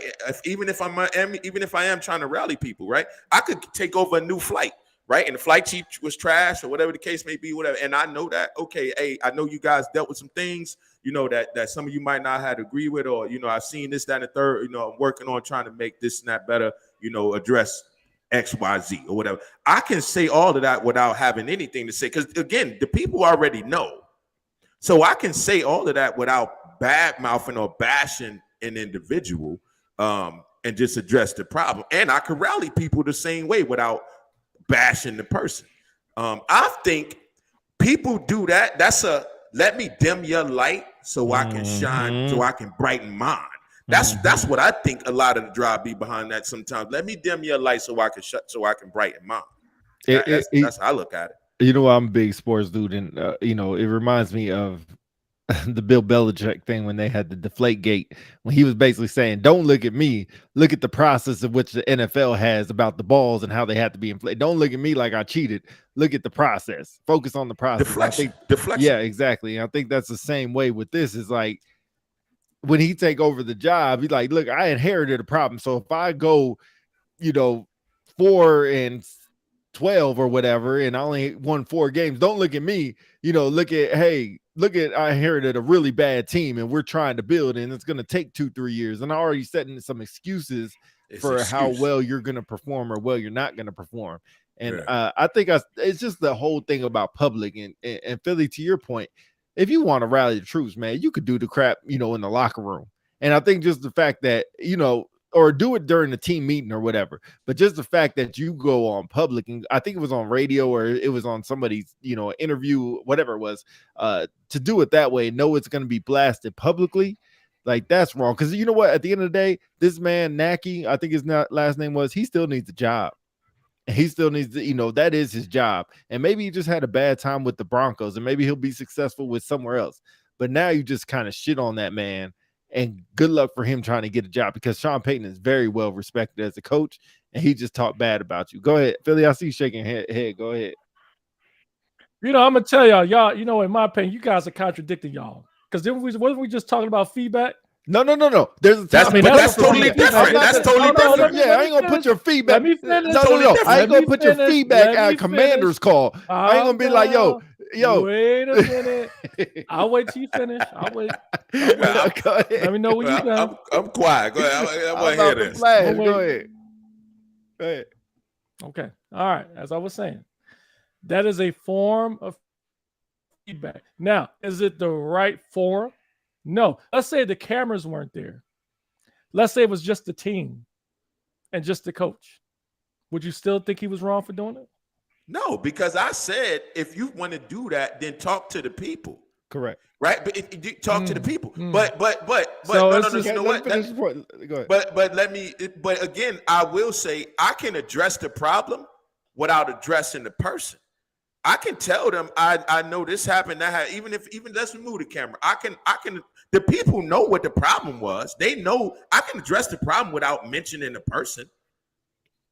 How many times we get up here, Philly? You had some or somebody that screwed off, right? And that you dealt with a fellow chief or senior, whatever, and you can say, yeah, back when I was such and such, this happened, this, that, and the third. You know who you talking about. People out there that was going through it with you know who you talking about, but you address the problem. You never name the person because who screwed it up really doesn't matter. It's screwed up, and let's make the fix it. So I don't think the publicly bashing somebody and shaming them to rally is necessary. I don't. And I don't think that's feedback. So correct feedback. So in the end, like I said, it goes back to what we've been talking about the majority of the show as far as the feedback. Like the feedback was true. Was it true? Let me ask you this. Just do me a favor, just nod your head. Because if the feedback was accurate and true, do you agree? Yes or no? Yes or no? I agree. I can answer in one word. I agree. Or 2 words. Mike? Well, I didn't hear what he said, so I don't. Slow down. So the feedback that Sean Payton, everything he said about the former coach, was it true or not? Yes or no? Was it true? Pete, was it true? It's true. Yes. Okay. So that being said, whether we agree with how it was delivered, it was feedback. Now, if the cameras weren't there, and Pete, to your point, when I asked, if the cameras weren't there, and you said if he said it, it would have been fine. But because the cameras were there, everybody's you in the uproar like this ain't right. He shouldn't address it, blah, blah, blah. But it was fair and accurate feedback. It was true. No different than Chip Kelly. Everybody knows Chip Kelly ruined the Eagles. Everybody knows it. Now, did Doug Peterson say it? No, but everybody knew that was the case. I actually applaud Sean Payton for saying something. Now, hopefully he didn't do it for the cameras. If he did it as just to set the record straight, I applaud him. But I don't know. But if he did it for the cameras to kind of make himself look good, which I doubt because he won a Super Bowl. Sean Payton is well respected. Facts. And to that end, I'll say this last thing and I'll be quiet. Pete, you said it's not right. This dude, whoever he was, I can't remember his name, he needs to find a job. Man, forget that. You know how many commanders get fired? How many chiefs get fired? We don't never say, well, they need another job. We throw them under the bus, don't we? Do we not? So what's the same for a head coach? It's the same thing.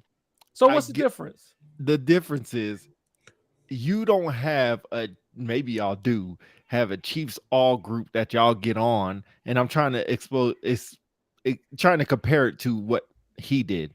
He went on put it out there on a major broadcast or a major blog platform, whatever it was, and said basically this man sucks.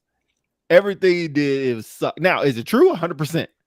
But just like I wouldn't talk about your flaws, I wouldn't talk about Mike's flaws on this podcast. I would talk about my own, but I'm not going to talk about y'all's. Right? A major flaw. Isn't that feedback? No. Isn't that feedback? Okay. Let me go. Go ahead, Pete. Go ahead. I'm just gonna be quick, Mike. Yes, it is feedback, but I would, like Dooley said, I would call you on the side and tell you about it. Just like when we get off the show, we have feedback to ourselves about things we could do better with the show, right? And that's kind of what we do. Or before we get on, we try to mention some things, right? But we're not going to get on and be like, yo, man, Pete didn't want to even do the corner, man. He thought the corner was going to be a dumbass idea and thought it was going to suck. And Pete is a horrible engineer when it comes to, that's not how you do business. How you do business is afterwards, you be like, yo, man, the corner is successful or whatever. I think we should continue pushing it or whatever, however you want to do it. But I would never just be like on a public thing, just be like, yo, that man sucks. Like we know a million people. I'm sorry, Mike. I said I would be quick. Go ahead. I'm sorry. Go ahead, D. No, that's it. Go ahead. Go ahead. Go ahead, man. Go ahead. No, that's it. Go. Okay, Pete, you just said business. Let's switch the venue a little bit. Philly, you got sibling wise. You got brothers and sisters. Just a brother. What? Yeah, I got a brother. All right. Okay. I say brother, right? You at your brother's house, he invites you over for dinner, right? He makes this meal. He say, hey, y'all cook this meal. I really put my foot in it. I need y'all to taste it and tell me what y'all think. You taste the dish, you don't like it, you don't say nothing, right? 2 weeks later, you go back to visit your brother. Hey, Philly, slide with me to the grocery store. I want to pick up some more groceries. I want to make that dish again for y'all. You get to the supermarket, your brother get them ingredients, and then you say in the aisle with everybody else standing around, that dish was trash. It was the worst shit you ever cooked. I don't like it. You don't ever make that again. Is it right or wrong? I'll just keep it to a single word. That's difficult. I guess I would say. I think around family is right. No, there's a reason why I'm not trying to belabor the point. There's a reason why I have difficulty saying it, because I think what you guys are, case in point, you never want to berate somebody in public. If somebody makes a decision or something, you don't want to do it in public. However, there, in my feeling, there are cases where it can be effective. Case in point, in the operator community, your PJs, your TAC Ps, your pilots, when they do a brief, they lay into each other. I mean, I hear captains getting laid into by senior airmen, and so I think there's a time and a place for it. All I'm trying to say is I don't think Sean Payton was that wrong, in my opinion. I think the only part that we're missing, if he was trying to. Go ahead. The only part that we're missing that's wrong, he took his job and then he talked bad about him. If he was just another coach and he coached for the Green Bay Packers or whatever, and he just said, yo, the Green Bay Packers coach sucked, I'm fine with that. But you just took his job, or you just got hired. He got fired and took his job. And now you're going to be like, everything that happened wrong with this team was all the coach. Man, we all know that. We saw the team play. Like we know that. He didn't take his job. He got hired. Well, he got fired. Yeah. So he took over his job. Whatever. He got fired and he got hired. He didn't take his job. He got fired. But just like going, like you said, it's just like going to commander's call and you taking over for a chief, and that chief, he didn't get fired. Just his 2 years was up. And then you come in there and be like, yo, I know Chief Peterson was fucked up, and I know he didn't do a good job with your squadron. You know, everybody knows that, but let me just say that. So here's my goal, is to fix everything that he messed up. And, good luck to him, but he messed everything up. Hold on, we got a lot of comments coming in. So, but I've seen that happen a lot. I've seen but that happen. Does it make it often. right? Does it make Only it reason right? Why I say this, does it make it right? Just consider, some people use that as a way for healing. I've seen commanders get removed. I've seen chiefs get removed. And then the new person come in and it's just like, hey, I'm going to lay it out. There was this going on. There was this going on. This was going on. So-and-so didn't stop it. I'm sorry it happened to y'all, but it's a new day. You may think it's wrong, but for some people, it's like you're actually acknowledging what happened instead of saying, hey, I'm here. And that's it. And they're like, well, what about so-and-so? What about so-and-so? I remember many airman lunches I went with my last wing commander, and airmen would bring up stuff from a former chief or commander or supervisor, and they appreciated the fact that we addressed it. Like, we could have been like, hey, we don't know what you're talking about. We're going to leave it alone. It's like, no, we know that's what happened. And so because of that, this happened. And because of that, so-and-so was gone. But you know what? We're going to make sure that doesn't happen again. I think it's just the way you do it, in the form and the intention. And for Sean Payton, I don't know if he did it to make himself look good. I doubt it. I don't think But if so, he did it as a way to say, look, hey, look, guys, I know it was effed up. The last guy did this. We're going to do it a lot better. I don't see nothing wrong with it. Small world, you never know when you may be in that position under that chief. Yeah, I agree. It says David Satchel said, DC, I think you can prove it with your actions without mentioning it. And that's what I agree. What I say. It's like, you just don't do it publicly. Like if you want to bring all your senior COs in the office and just be like, yo, I know Chief Pete, he was Chief Pete. It is, we had those I know, it's Chief Pete. It is what it is. And I'm just using myself. It is what it is. But he's moved on. Let's move on together and let's move forward. Okay, cool. I'm cool with that. But you don't go in commander's call and just talking about, I know Chief Pete is gone, but F him. Like, he fucked everything up for us, and here I am fixing everything. That's It's gonna take a different. while. That's different. That's what But if you're that's what saying, Sean Payton I know just Chief did. Pete was, I know. So I didn't. Do you have a clip? Go ahead. I'll for sure pull it up. I think it's just a quote. What was but I'll that for sure last? pull it up. Because if Sean that Payton last went in comment? there and was like, this last coach was an a-hole, I hate this guy, F him, then he's wrong. But if he's acknowledging the truth of what this dude did, bad practices, whatever, bad acting practices, then I don't see nothing wrong with it. Go ahead, Mike. I'm pulling it up right now. No, I just wanted to read Brown. I didn't know what it said. He just said the corner turned into the feedback. He said it was Blame good. Jackson. He said the corner turned into the feedback. Man, this was a great show, fellas. 100. Yeah. Okay, I got it right here. Go ahead. I'm gonna pull it up while y'all are talking, but I found it. I see Scott Giroux said he said Hackett did one of the worst coaching jobs in the history of the NFL. He okay, did. So that was a little harsh. He did. Can you see this? That's all personal opinion. No, I can't see it yet. Nah. Don't do no share screen and then you got some nonsense up there. Look at Pete, man. Look at you, man. Growing in your engineer. Look at Pete, man. Hey, that's what's up, man. That's all right. You want me to read it? It's really the comments at the bottom. That little last paragraph. Okay, he said, listen, I had one of those moments where I still had my Fox hat on and not my coaching hat on. Peyton explained to the reporters during his Friday news conference. I said this to the team in the meeting yesterday. We've had a great offseason relative to that, and I've been preaching that message, and here I am, the veteran, stepping in it. I was learning the experience for me. It was a learning experience for me. It was a mistake. Obviously, I need a little more filter. Oh, I'm sorry. That's what he said about his comment. I'm sorry. Let me find his actual comment. That's what he said about his comment. Well, he cleaned it up. Basically what that said. Okay. Well, I mean, that was humbling of him. I mean, maybe he was emotional. You know what I mean? Maybe he was emotional. It didn't sound like he apologized to me. It sounded like he clarified that maybe it was the wrong way he did it. The wrong way. But that's what we're saying. Like, it was the wrong. It wasn't the message. It was the delivery. Right. Wasn't the message, it was the delivery. And sometimes the delivery means everything. It's the principle. What Big Worm said on Friday is principalities to this. I can't believe it's taking me this long to find it because I found it yesterday. Don't worry about it. Don't worry about it. No, because we believe. Oh, yeah, it says he regrets his comments, but God darn, I wish it would show his comments.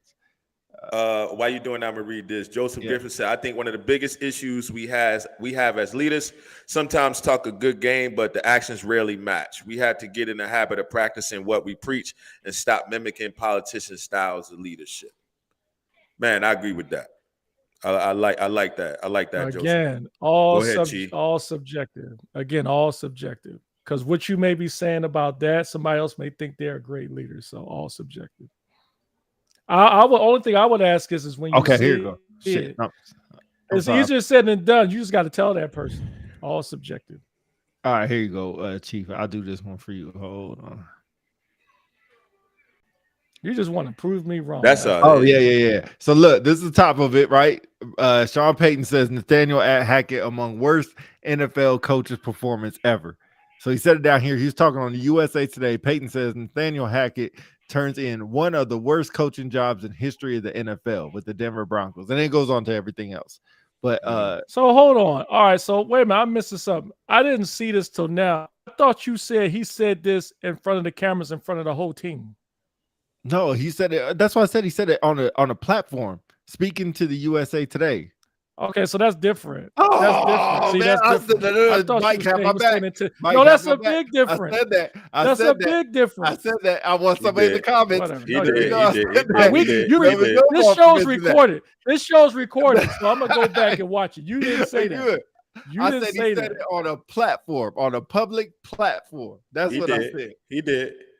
That's why we was going into doing it at Commander's Call, doing it at, you know what I mean? That's why we went into that. Dooley said you have to think about the receiver all while focusing on your delivery. A missed message can be detrimental to good order and discipline. That's right. And look what Dooley said. Thank you for paying attention, Dooley. You my hero, bro. I can't wait to see you in AFSA. But yeah, you my hero. Hey, what happened, Dooley? You were supposed to get on. What happened? You were supposed to get on. Yeah, he was scared of the smoke, man. He was scared of the smoke, man. That's what it was. That's what it was. They only got one good ear. You only got one good ear, Chief. Is that what it is? So this is a good example of taking feedback from somebody like this dude Dooley. How can I take feedback from a dude called Dooley? Like really? Yeah, man, that's Dooley Allen. That's What the Dooley duck is Allen. a Dooley? It sounds like something from a freaking cartoon. Hello, Dooley. Not only that, yo, we should do a show strictly on all the dishes he put on face. You know, I give Dooley credit. Yo, that dude don't give two ducks. The stuff he put on there, like the different dishes he make, look like hot, straight garbage. Hey. I'm laughing.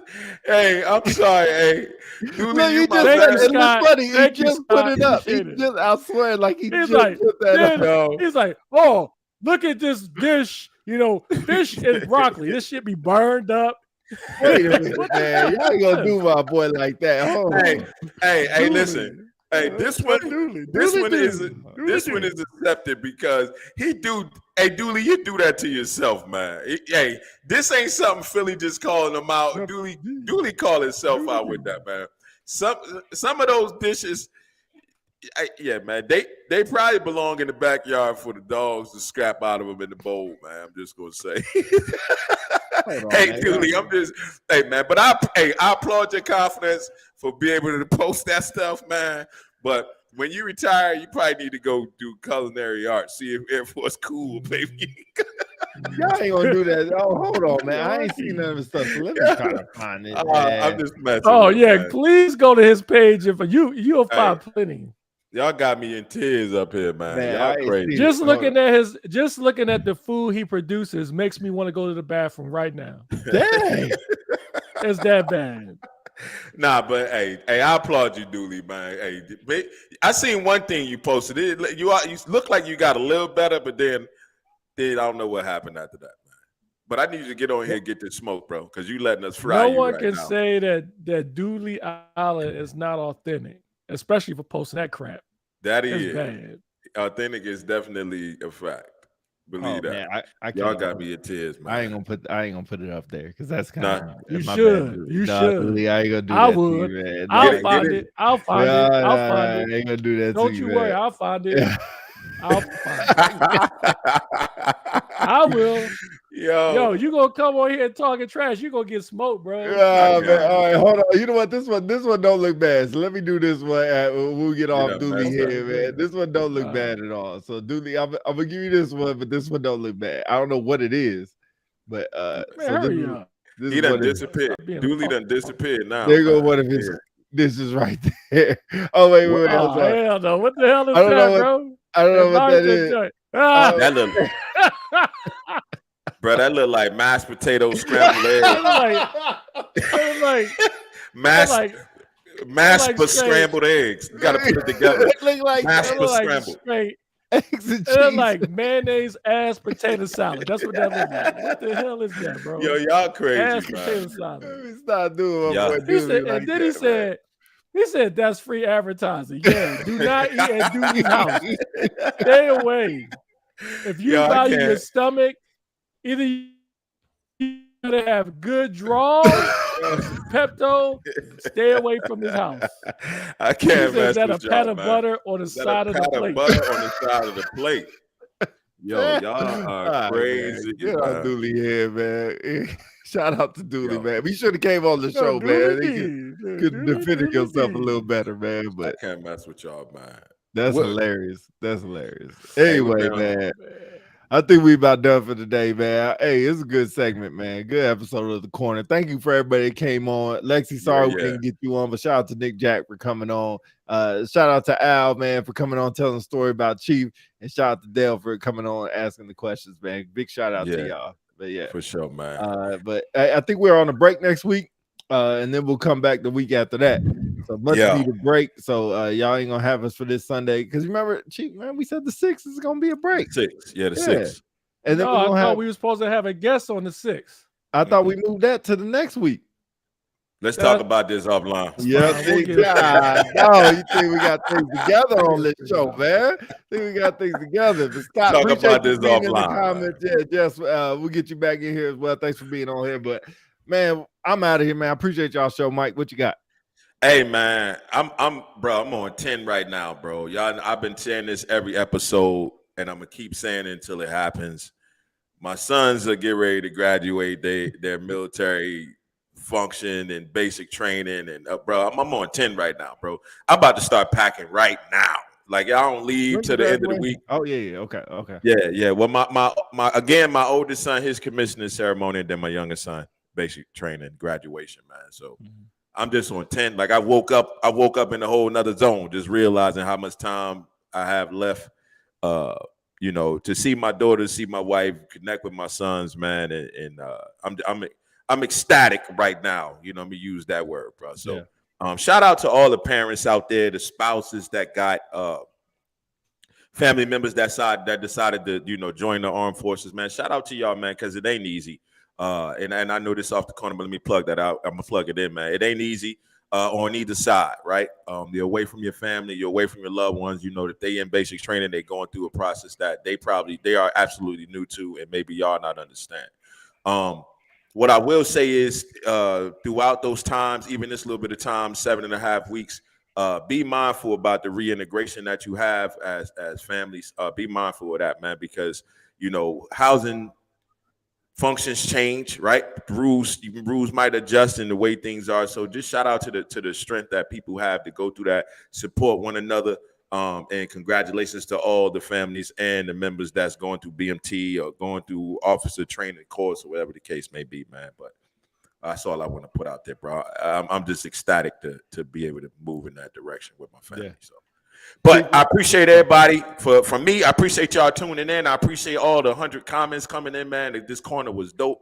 I hope the next corner is 30 times better, which I know how my team is. So I know how we operate, and we're going to make it happen. I know what type of supporters we do. So y'all already know who it is. Big Mike, Philly, what you got? Hey, thanks for everybody being in the comments today and the special guests. As a reminder, we do this once a month. Usually it's the last Sunday of the month.